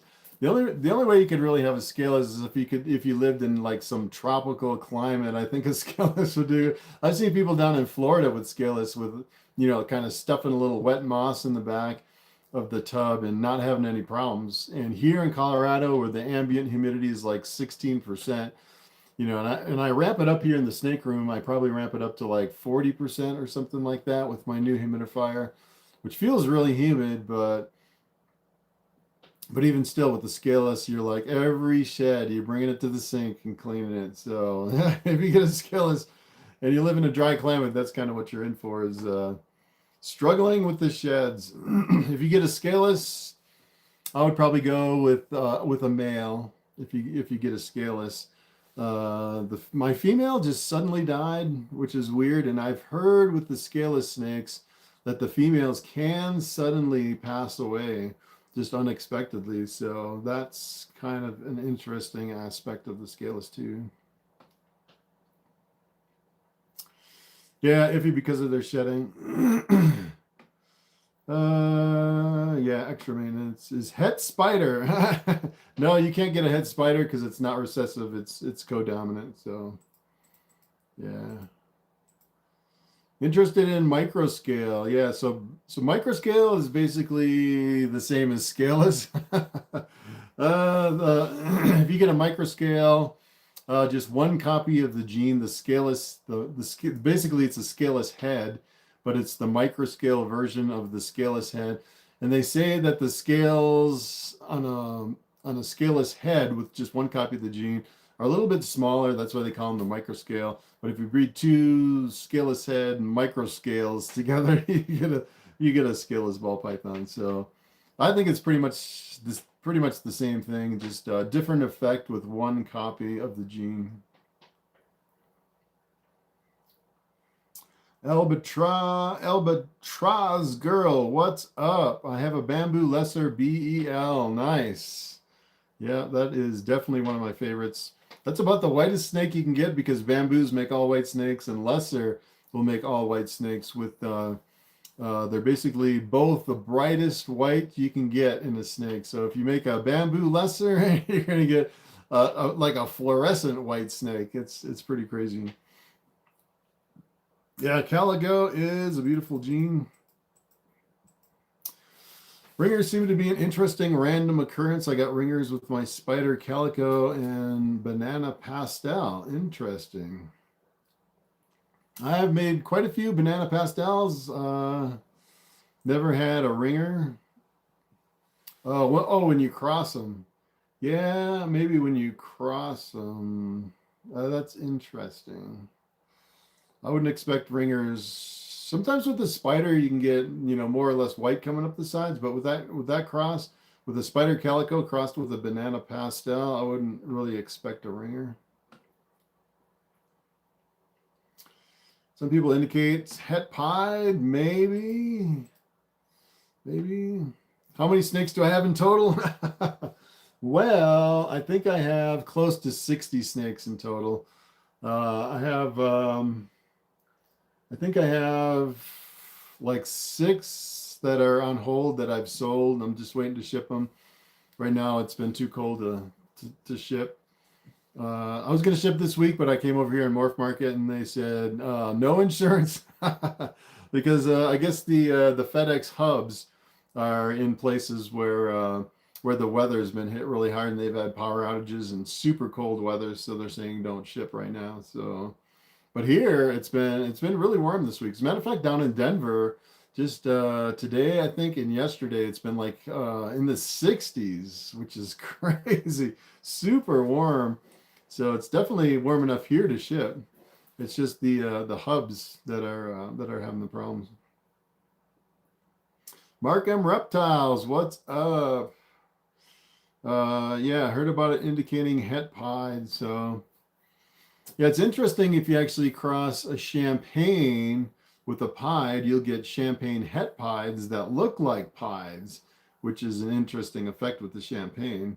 So, I mean, they look, and then if you actually make a champagne pied, it's an all white snake, which is kind of crazy. So I thought that was kind of interesting. So I think the het pieds can have an influence, especially with the champagne, but I think with other genes too, kind of bringing that pied look into some of your other combinations. Let's see. I don't have DNA on my snakes and no history, so I don't know if I've het pied. I don't have any pied. Go breed my banana pastel. Yeah. Yeah, you can test for just het pied just for one gene, and it's not that expensive. So if you go over to Rare Genetics and do just the one test. Do I make terrariums? No, I don't make terrariums. I keep all my snakes in these tubs behind me. So I'm pretty much just a snake tub guy. As a matter of fact, I do have a really big display that I had Lucy in. I'm thinking about bringing it in here and kind of moving Sunny back and forth between it. But the weird thing is it seems like Sunny really likes this really super big tub that I have over here. It's like one of the old boa tubs. It has a window on the front, and he can kind of hide in the corner and peek out, and he can it's like, since I've been doing videos, he's always looking at me and kind of checking me out. And I'll basically just bring him out and move him tub to tub and let him stretch out, you know, when I clean his enclosure. And I used to have him a couple times in that really big, I think it's like an 8-foot long retic cage, and he would freak out in that thing. He did not like it. And I think it's because the whole front was glass and he couldn't hide. So I don't know. I might try it again with just maybe some black plastic over the glass or something, and maybe just the hot spot like on the bottom instead of both on the bottom and the top. I don't, maybe he didn't like the top heat or something, but yeah, that's why I have him in a tub, because he just doesn't like a big enclosure, which is weird. Let's see. Got my first scaleless last week. Dan Cook. I didn't get a ball. I got the scaleless corn snake. Oh yeah. So I heard the scaleless ball pythons have a problem for some reason, and the scaleless corn snakes, the scaleless rat snakes have no problem at all. They can breathe. Apparently they don't have shedding problems either. So it's kind of weird. If you actually look at the scaleless corn snakes and the scaleless rat snakes, they actually have scales on the bottom of the belly. So I think they do have the ability to like produce eggs, versus like a ball python scaleless can't produce eggs because it has 0 scales. The bottom is just like completely void of scales, which is weird. Yeah, the scaleless corns don't have the shedding issues. The weather has been crazy. How about a room tour for a video? Yeah, I was trying to figure out how to kind of split up my collection into, well, the weird thing is, I'm actually selling most of my ball pythons. I did that one snake video where I showed all my females, and I'm just going to keep a few bamboo males and get rid of most of my snakes, I'd say. And then I have some reticulated pythons. I still have like 13 babies, I think. Thinking about posting some of those too. Maybe I'll post one tomorrow. I was thinking about posting one of my baby retics tomorrow, just because I have so many of them, and eventually I'll get rid of most of them. I don't know. It's weird because since Lucy died, I can't make any more, and I'm not going to breed any more retics. So I'm like, these are my last ones. I just want to keep them, but you can't keep them all as pets. They're really awesome. They're really super awesome. I actually kind of switched up the feeding. It's weird. If you feed a retic, it just goes crazy and jumps out of the tub, basically. So I've been like kind of backing up and like kind of scolding the snake a little bit, and it kind of ducks down a little bit. And then it's like, all right, I'm going to grab this rat, but I'm not going to go crazy, which is cool. And then once it grabs the rat, I figured out this other technique to where when it grabs the rat and curls around it, it kind of goes into like a trance. I was thinking about doing a video of this, and I actually have a clean tub, and once it grabs the rat, I can pick up that retic, and I can move him to a new tub, and he'll like stay motionless and frozen, just like stuck on the rat. And then I'll take out the old tub and then put the snake in the new tub back in the rack, and I can clean the entire tub while I'm feeding at the same time, which is pretty cool. So I've been doing that too, and it seems like it's kind of calming down my retics, and it's been working great. Every week I feed, I clean the tub, so that's been working really good. Let's see.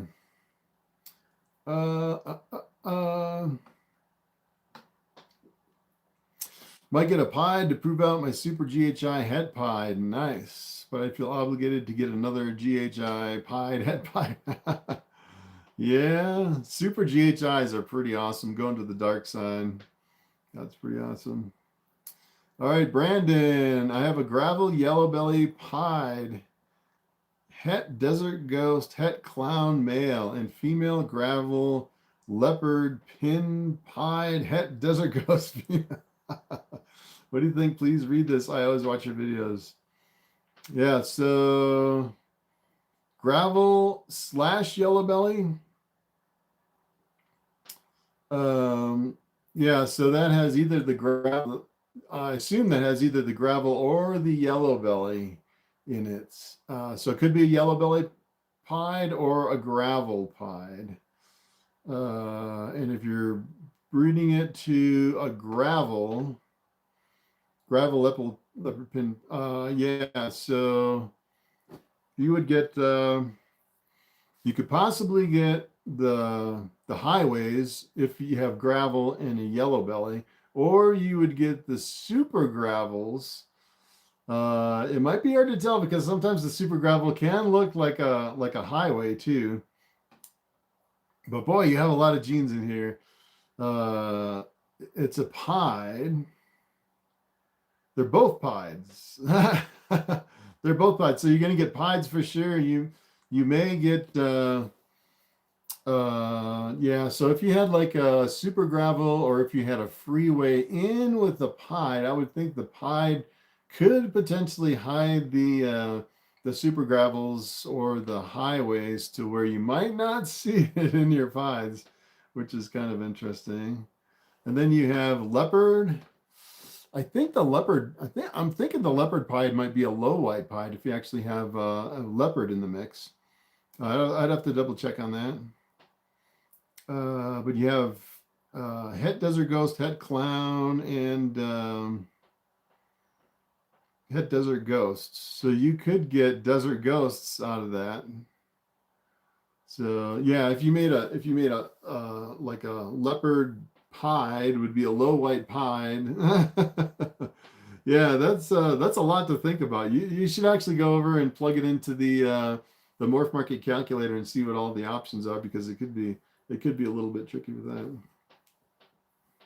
Yeah, don't forget to hit the like and the subscribe. Hey, we're back up to 43 people after the glitch that froze. I can't believe I recovered it. My camera was like completely dead, and then I went back to YouTube and did a live, and then it asked me, hey, do you want to resume your live? It actually resumed it. I couldn't believe it. But I lost my mic. Don't have my mic, so I can't walk around where you can hear me like when I had the wireless mic. Yeah, lots of genes would definitely be difficult to identify. The genes of new or only slightly experienced in traits. Yeah, especially when you have when you're breeding a pied to a pied with a lot of other genes in it, that might be kind of tricky to actually. I would probably take, well, what you could do is take the het, well, no, it would be all pied. You'd have your offspring would all be pied. So yeah, I think the pied would mask a lot of those genes. You'd have to buy another snake that's het pied and then work some of those into it. Or you could do DNA testing on You might have to do DNA testing on all your offspring on that cross with all those genes, since you have a pied to a pied. Mardi Gras, Yellow Belly, Enchi Asphalt is a really cool combo. Yes, the Mardi Gras. That is pretty cool. I can't remember what the highway version of that is. So that's the Yellow Belly and the Asphalt. So that's like a freeway with the Enchi. They call it a Mardi Gras, but there is the gravel version, which is the highway. So you replace the asphalt with the gravel. Yeah, the calculator is great to play with, especially as a new breeder. You're like, what genes should I get into? And I would go to the calculator and I would spend hours and hours over on the calculator. And then on each result, I'd click on it and go over to Morphmarket and then see what those combinations looked like, trying to look at different projects to get into. And not only would I see the visual appearance, but I'd also look at the number of competing people making the same thing. And I would look at the prices, and I would look at the reptile shows that were local to me to try to figure out what I wanted to get into. That's kind of how I would do it, because you don't really want to make the same snake other people are making. Will I ever do a full snake tour? Yeah, that'll be like a 2-hour video, I think, if I did a full snake tour. So yeah, those shed tests can be helpful for sure. Yeah, so I'm gonna go through and do. You know what I did is I actually, since Rare Genetics actually said that they would do free shed testing on all my snakes, I actually blinded them to everything just to kind of test them to see what I would get.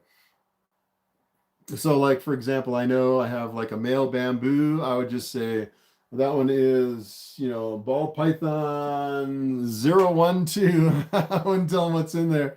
So it's kind of like blinding them to so I just wanted to see how accurate they are on the stuff that I know, and if there's anything else in there, and to see, throughout my whole collection, really how accurate those tests are. And I'm guessing they're pretty accurate at doing DNA testing. So it not only tests my snakes, but it also tests the accuracy of their test too, kind of blinding them to it. So I don't want to say, yeah, this is a, female calico pinstripe pastel bamboo. They're like, they kind of fudge the test to make it match. Or if they have a question, sometimes in the labs, if you're like close, you think it's that, but you're not 100% sure. Well, that's what it's supposed to be. So I think that's what it is. So sometimes you can be biased if you're sending them in and you tell them all the genes that are in there. So let me tell you, I worked in a lab for a long time, and it's best to kind of blind the lab to what you're testing as far as the test. So it kind of tests the accuracy of the lab too. So then, yeah, once I go through my whole collection and test all the sheds and figure out, get a whole panel. I was thinking of actually replacing my feeding cards with kind of the genetics test of every snake, what's positive, what's negative. Because that way, if they come out with a new test, I can look at the feeding card, which would be like a genetics card, and say, oh, I missed that test. Let's do that test on that certain snake. So that'd be kind of cool. So I haven't really been using my feeding cards anymore. So if a snake doesn't eat, it's like there's not much you can do, to get them to eat. So that's the other thing about the feeding cards. So let's see. I'm fairly new to the ball pythons, and my first snake I got was a pastel GHI yellow belly hidden gene woma. Did some research, found out the hidden gene woma has the wobble. Yeah, so hidden gene woma is in the spider complex. I would say not all hidden gene womas actually have a wobble. It's kind of like the spider. Sometimes they can, sometimes they can't. So there's really 4 genes in the spider complex that have a higher potential for wobble, and that is the woma, the hidden gene woma, the spider, and the champagne. Some people say never breed them, but I've seen a lot of spiders and a lot of champagnes that don't have a wobble at all, and I've seen people breeding snakes without a wobble, making hatchlings that don't have a wobble. But there's still a chance. There's still a chance you can get a wobble. I'm actually going to do a video on Monday about breeding all the different genes in the the spider complex. There's like 10 genes in the spider complex, and I made a table what you can breed to what to kind of be safe, and what you shouldn't breed. Like you probably don't want to breed like a hidden gene woma to a spider or a champagne for sure.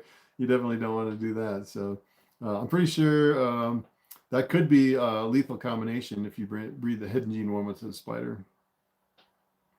But yeah, I would say, you know, if you have a spider and it doesn't have a wobble, I would say it's probably okay to breed. Although some people would probably disagree. You should never breed a spider, but yeah.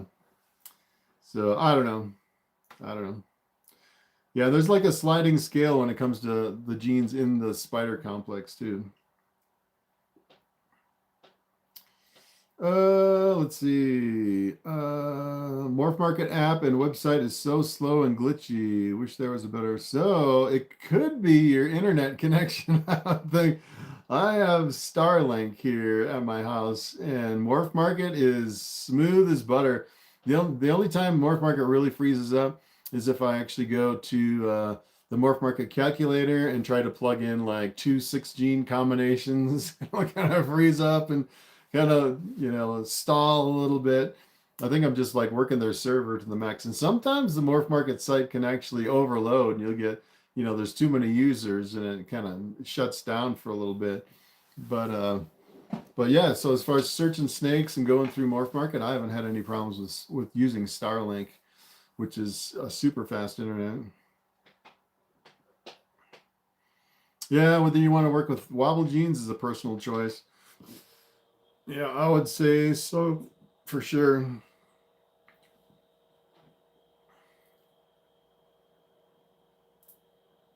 Yeah, but keep in mind there are other genes in the spider complex that aren't spiders, like the spot nose is pretty safe bet, or sable or chocolate. Those genes are in the spider complex. I say a lot of people work with those and never have a problem. So there's different degrees, I'd say.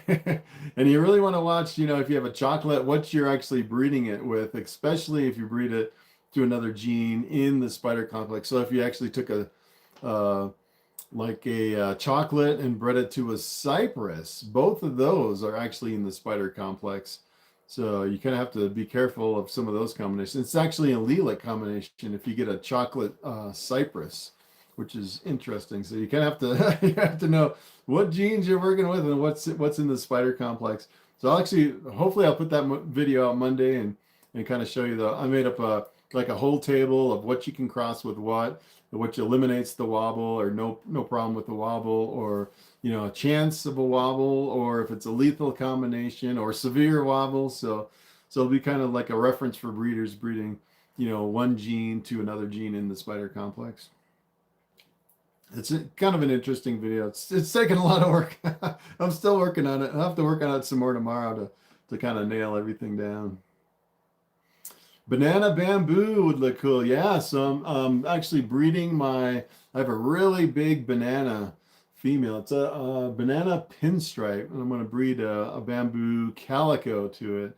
So hopefully I'll get a bamboo calico pinstripe bananas, which would be really crazy if I actually hit all the genes in that combination. And she's a big girl too, so I'll probably get like a big clutch of like 10 or 12 eggs, I would imagine, out of her. She's really big.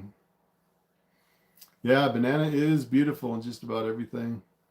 Yeah, I have bananas and coral glows. It's kind of funny. I actually produced that banana from a male maker. So, it was weird because the first few years I was breeding, I had a coral glow male maker and a banana male maker, the males. And I was the first 2 years, I think I produced all male coral glows out of everything. And then the last couple of years, I just kind of cranked out some females. One year, I think I had like 3 banana females, which was pretty wild from a male maker. That really surprised me.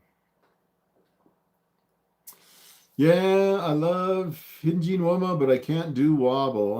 Lots breed them, like the spider. I just don't know. As far as I'm aware, they all have some wobble to some degree, some noticeable and some not. Yeah, so I had a really beautiful, I sold her. She was actually I completely got out of the spider because I kind of had an ethical debate too. I didn't really want to produce anything with a wobble, especially a severe wobble.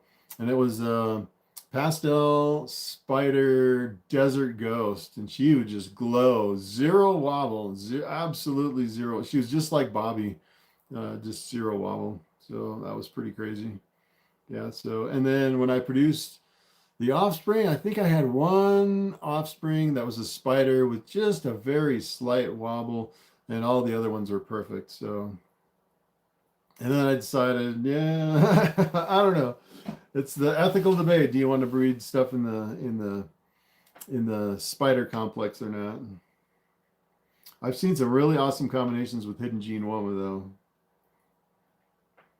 though. Let's see. Any messages not showing up? I was on live chat instead of I was on top chat instead of live chat. So I think I did miss some comments over here actually. All right, let me go back and see if I missed some comments. Since my glitch, let's go back to, oh, the glitch is right here. Yes. Let's see.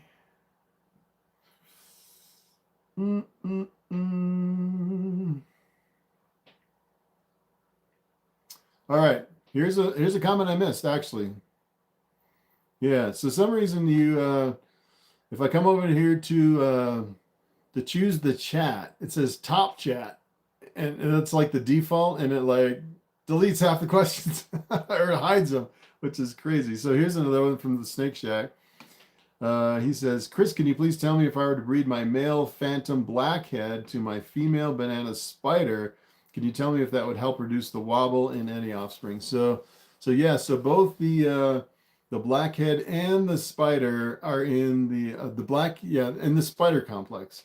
So if you breed a blackhead to a spider, 25% of the time you'll make a blackhead spider, and the blackhead will actually eliminate the spider wobble.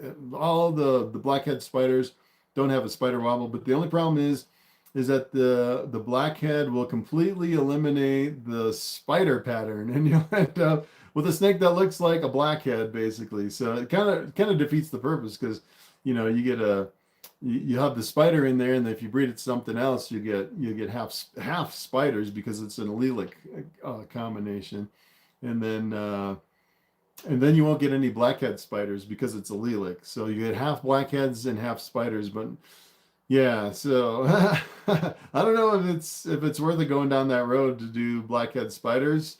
I mean, you could do it, but the offspring would be blackhead spiders, allelic, and then you're looking at 50% spiders. Versus if you just had like one copy of a spider gene in your Boll Python, you get 25% spiders in your offspring. So it masks the wobble, but it eliminates the spider pattern, and then you're looking at 50% spiders in your offspring if you were to grow that up and breed the offspring. So I don't know.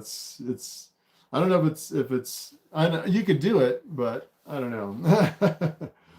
I probably wouldn't breed the blackhead spiders personally, because that'd be like a lot of spiders coming out. Let's see.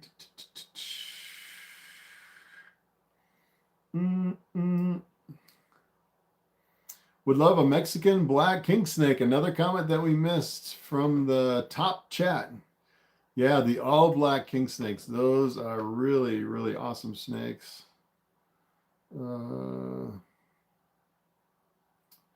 Let's see if we missed any other comments here.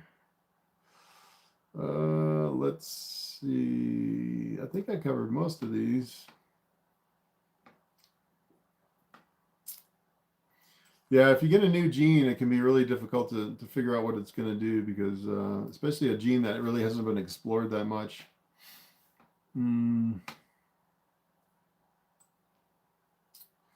Yeah, that was the weird thing when I did the honey video, because they never made a super honey over on Morphmarket. So there's a lot that I think the honey gene is really untapped. It's a really awesome gene.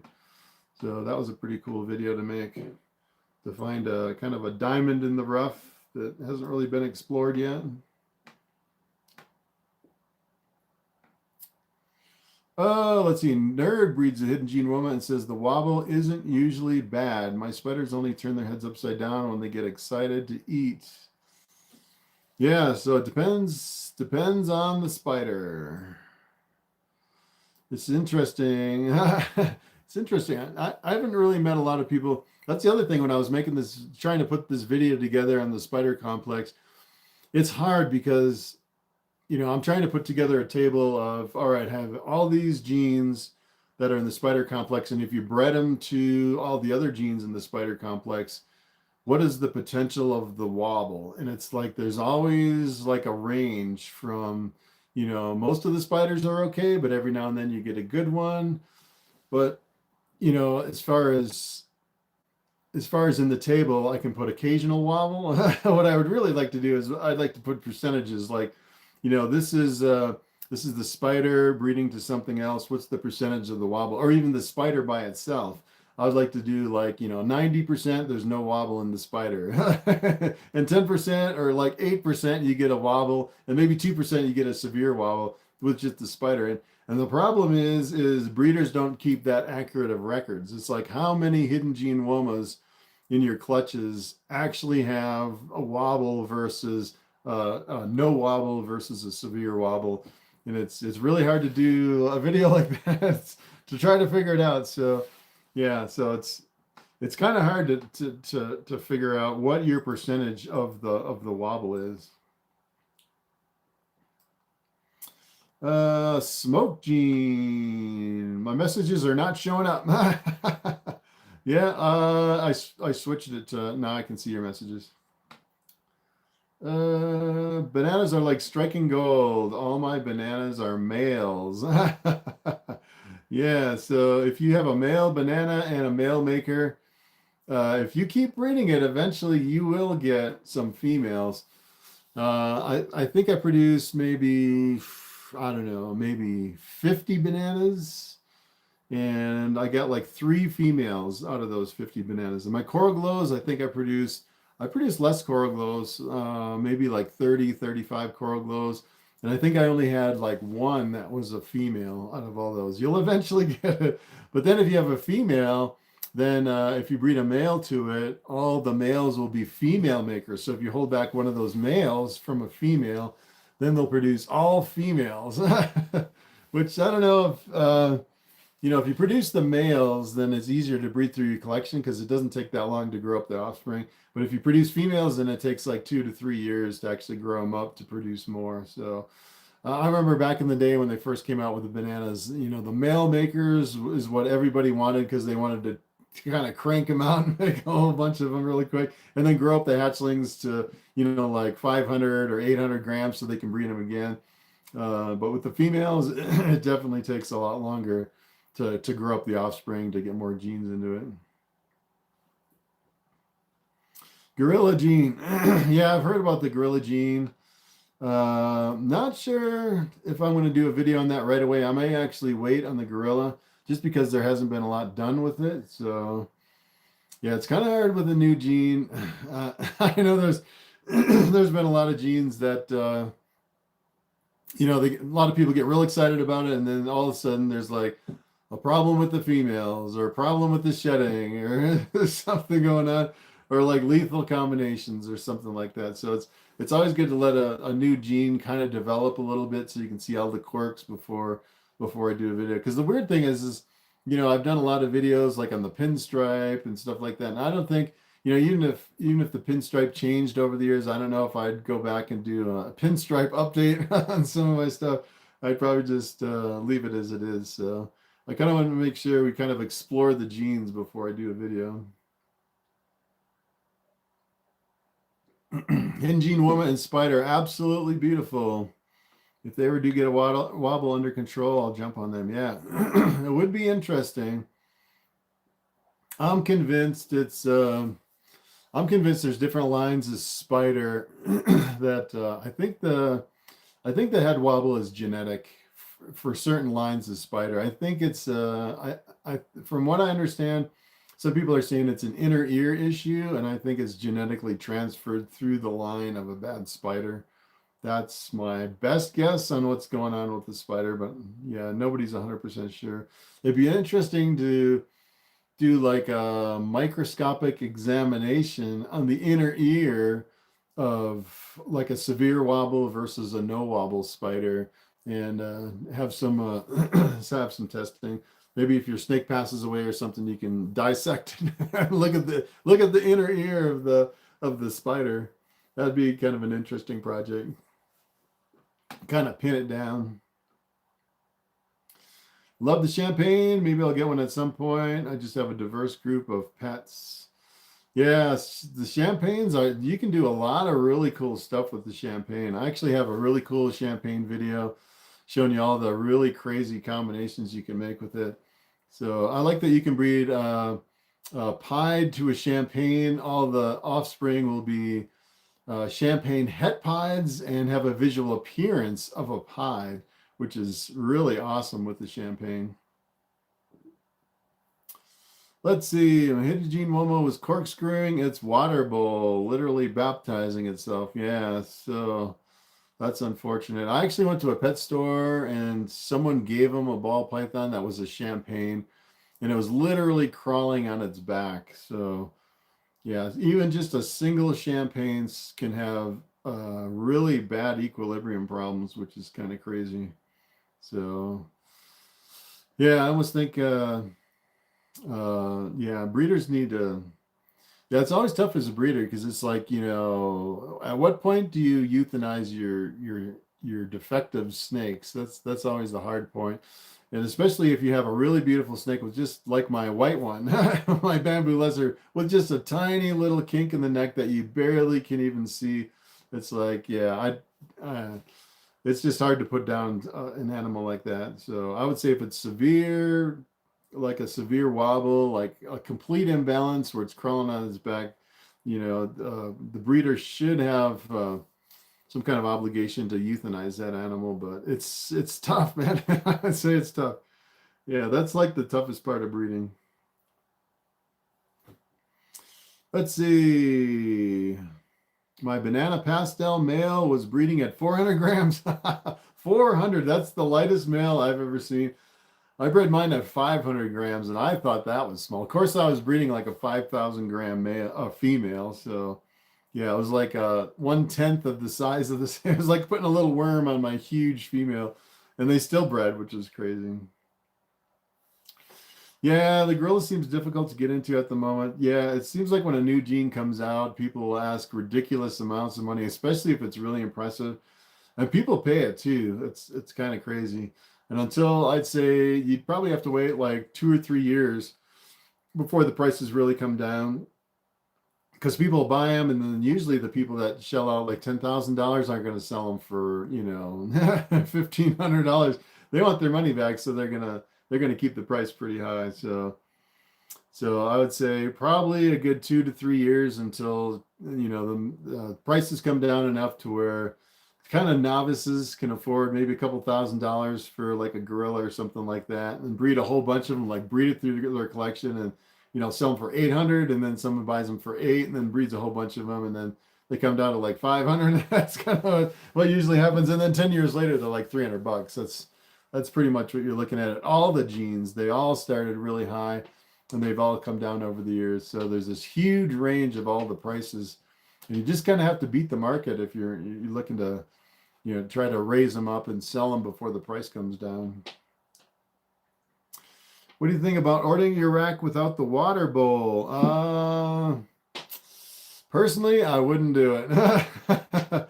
Those water bowls are a lifesaver, man. I like the water bowls because they're high enough to stay out of the coconut husk, and there's enough room in there to where, especially with the ARS caging ones, there's enough room in there for the ball python to get on into the water bowl to take a drink. So yeah, and they don't move. They don't get coconut husk in them. I have some bigger tubs without water bowls. I'm using like dog bowls, but the problem is if you use other bowls, you don't easily have access to the disposable cups that go in the bowls. And let me tell you, that saves a lot of time going through just like replacing all the cups. I tried to wash the cups, but I decided just to keep reusing the cups until they get a little bit slimy on the inside sometimes. Lately, as a matter of fact, lately I've been, especially for the retics, every week I replace the disposable cup. I found some, I should actually post it down in underneath my videos where I get my cups, like the deli cups for the ARS caging. Over on Amazon, I found some really cheap cups that fit the ARS caging racks. So yeah, once you get the lower price on the cups, it's just so easy just to swap them out.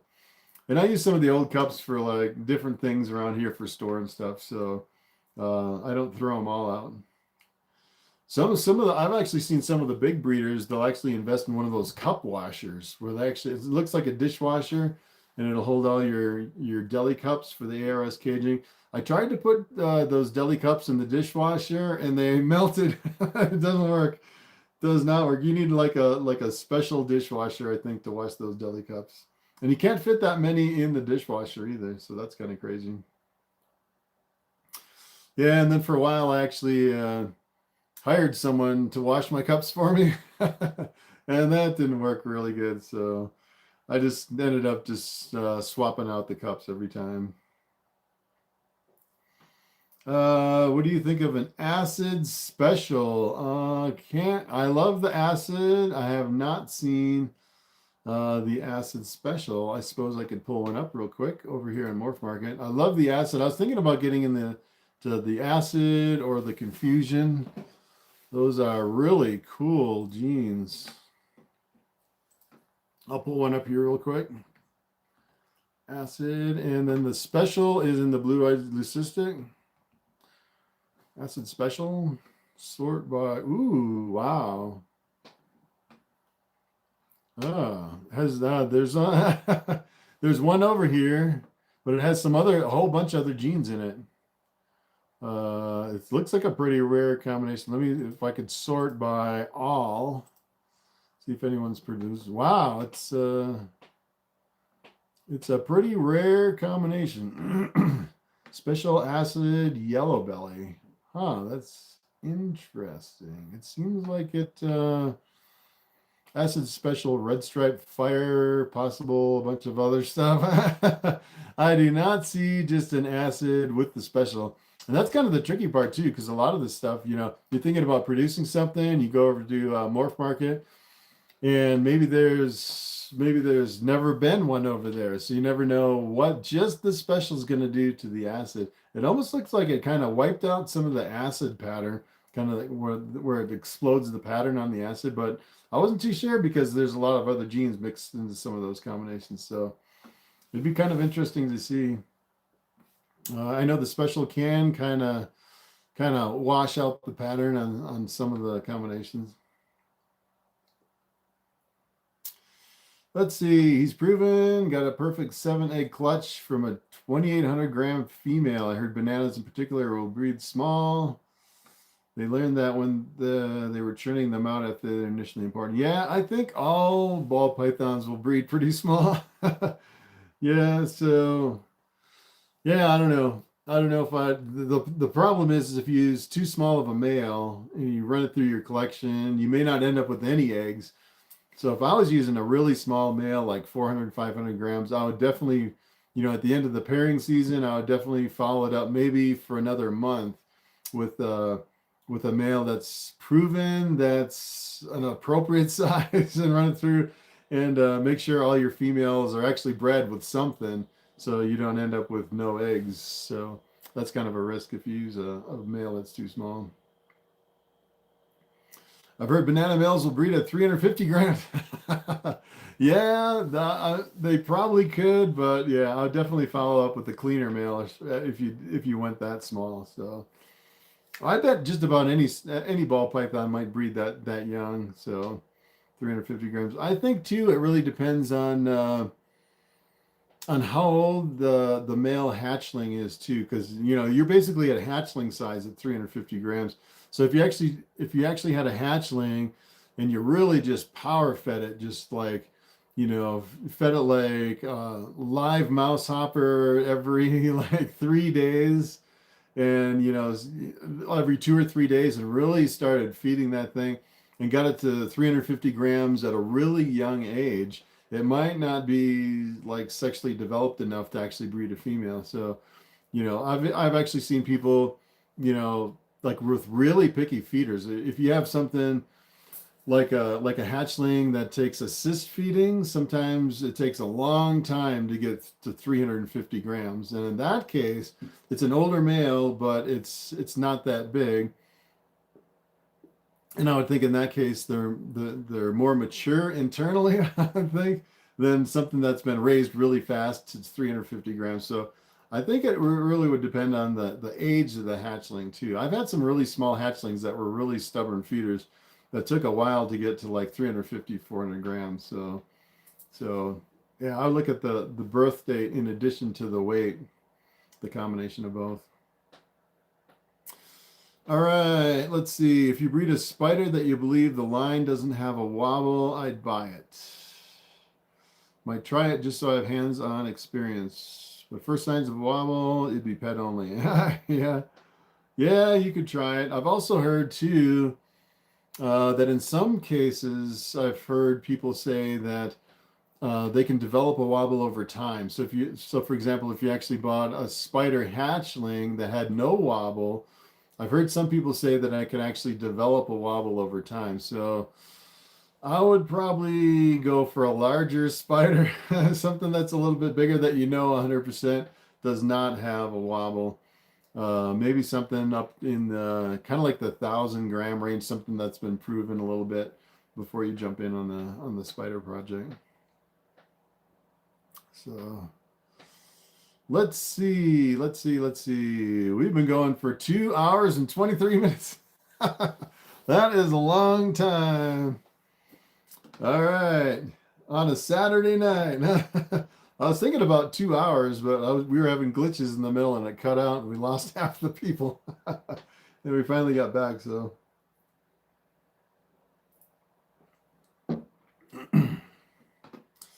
All right, let's see. It's amazing to see the progression of the ball python industry over the years. When I got my first, there were no morphs. Wow. Yeah, no morphs. That's a long time ago. Bob Clark hatching the first albino in the 90s. Wow. Yeah, see, I wasn't even into ball pythons. I had no clue what was going on. It was weird because when I first got into ball pythons, I can't even remember what I was doing. I was at work and I was on my phone scrolling through something and I found this ad for a scaleless head ball python. The scaleless heads, when they first came out, they were selling for $25,000 for a scaleless head. I was like, what is going on? $25,000 for this snake? I had no clue. That's when it hit me. It's like, wow, I can't believe people are breeding snakes for money. That just kind of blew me away. And it was like a revelation at that point. And then after that, I found Brian Barczyk and Snake Bites, all the Snake Bites videos. You can actually go over to the, I think it's the Reptarium channel through, used to be Brian Barczyk, and then they split the channels up into Brian Barczyk and the Reptarium. And I think they took all the old Snakebite videos and they put it on the Reptarium channel. So if you go over there and sort by the oldest, you'll see the Snakebite videos with Chewy and getting bit on the nose, and Chewy always getting bit. Yeah, those are some comical videos. And then I watched those, and then I was like obsessed with snake breeding. That's what really got it for me, is watching the old Snakebite videos from Brian Barczyk. And yeah, after that, I started getting into all kinds of snakes because he was breeding all kinds of stuff, and I was trying to do a little bit of everything. I was doing Australian Woma pythons and king snakes and doing all this stuff. And I didn't even have any ball pythons. And then I went to my first reptile shows, and people were like swarmed around the ball python tables. And then they didn't really pay much attention to, there weren't like swarms of people around the king snakes and the womas and stuff like that. So And that's when I decided I'm just going to completely convert my whole collection to Ball Python. So yeah, that was kind of my progression from the beginning. It's pretty amazing. So yeah, so I pretty much started when the scaleless heads came out. I remember the video of Brian Barczyk being so excited from that first scaleless ball python. He's just over the moon. He cut it and it was completely scaleless. And then the whole project flopped all these years later, which is kind of ridiculous. Yeah, it's pretty amazing to see the progression of the industry. Yeah, so yeah, it's amazing to see the progression of the industry over the years. Yeah, so Peter Call with the Pied. Yeah, I remember hearing about a lot of this stuff and all the stories of the first morphs coming out. It's amazing that it's just exploded to so many genes. I can't even believe that so many genes have been discovered. You would never have guessed back in the day. Well, just a few, you know, I used to go over to Morphmarket and there's a few snakes, but it wasn't like it is today. It's just like, yeah, it's just like so many genes. It's amazing. And they're still coming up with genes. It's like, where did they find these snakes? Just like in the wild, they see something and start breeding it through, and they see something really amazing, and then they name it, and it's amazing that it just keeps going and going.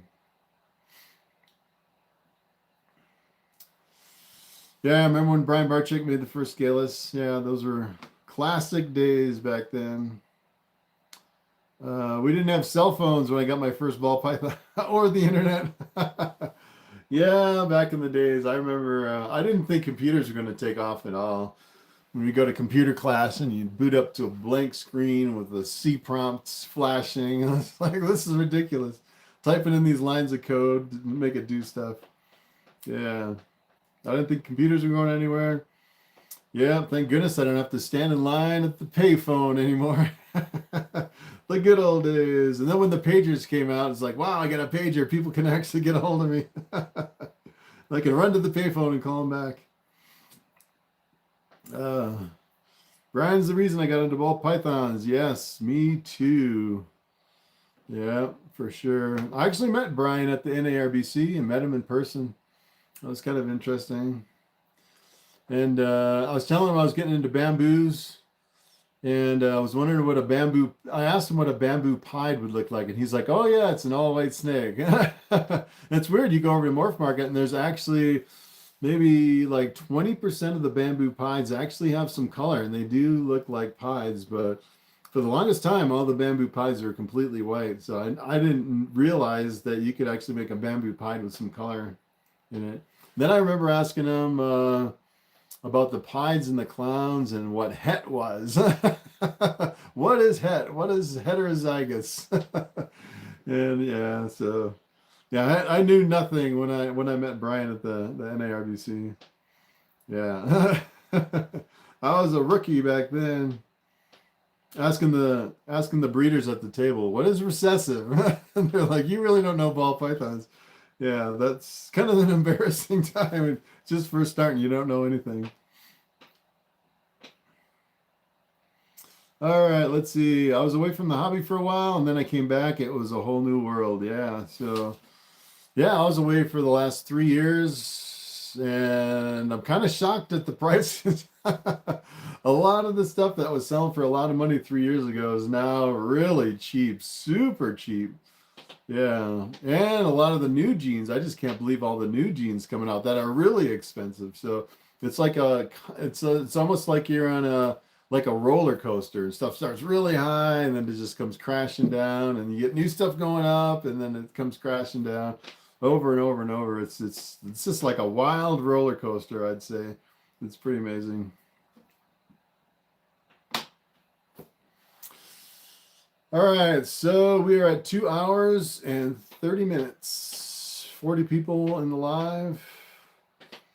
And I guess I'm going to cut it here. Reach the end of the questions. I usually go to the ends of the questions.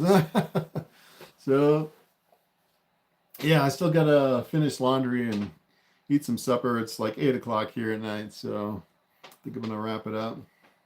Got a clown disco Enchi Mojave het hypo for 250. That's crazy. I can't believe clown combos are 250. Yeah, that's pretty much a shocker. Some of the stuff that some of the prices today. It's pretty crazy. So yeah, all right. Yeah, thanks for hanging out on this Saturday night. So I'll do some more videos if I can come up with enough topics to fill the week. I'll try to do a video every week, and then another live next Saturday. I'll make sure I plug in my camera this time so we don't die in the middle. So yeah, it was cool. It was cool. I like being on the lives. A lot of questions, and yeah, I like the questions. I like to answer it with some of the info that I've gathered over the years. So all the genetics and stuff is pretty cool. So that's pretty much it. I will catch you in the next video. I'll see you Monday in the spider complex video for sure. You can leave some comments under that video, and I'll definitely do another live next Saturday. So thanks for hanging out, and I will see you next time. If I can figure out how to end the live here. I don't know if I can end it. All right, this is the problem I had before. How do we end the live on the show? All right, this might take me a minute. Yeah, in the YouTube app.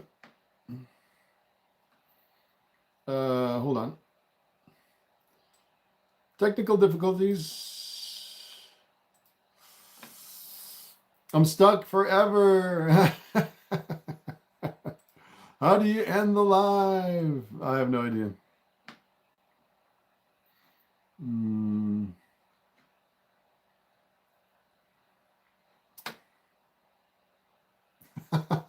Yeah, I still have some glitches to work out.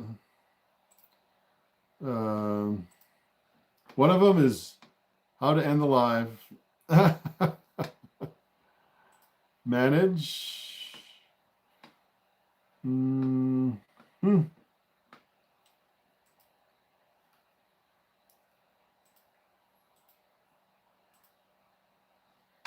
All right.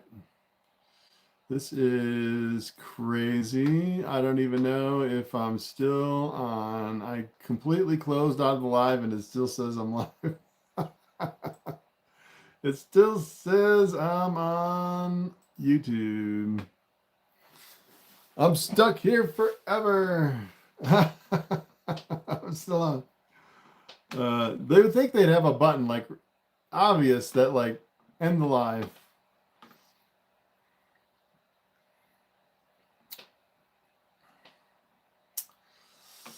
Okay.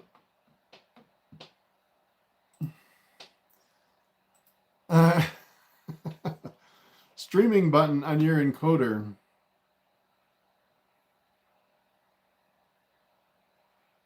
So let's see. View in control room.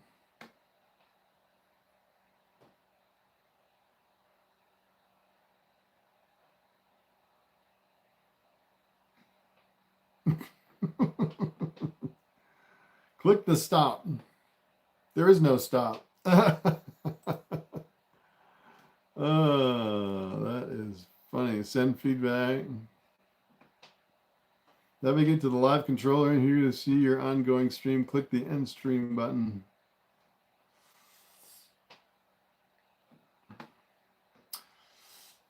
Yeah, I don't see an end stream button.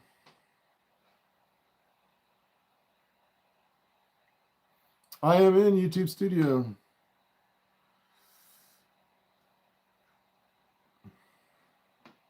How weird. I see send feedback, channel settings, pop out dashboard, expand menu, insert ad, create highlight, add stream marker, share. Turn the computer off. I don't know if turning the computer off would even end it.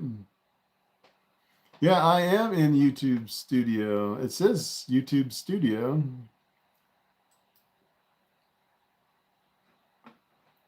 That's weird. Control Alt Delete. I think even if I turn the computer off, because my camera completely shut down and powered off. It was at 0% and it was still streaming, which is weird. I'm stuck in YouTube forever. We are stuck forever. All right, let me go back to my dashboard.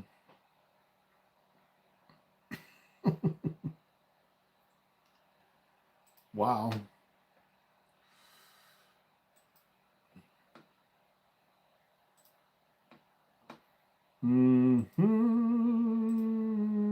Public on. Restrictions none.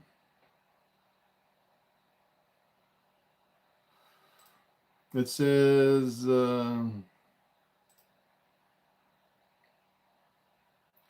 view and live control room. That's where I was.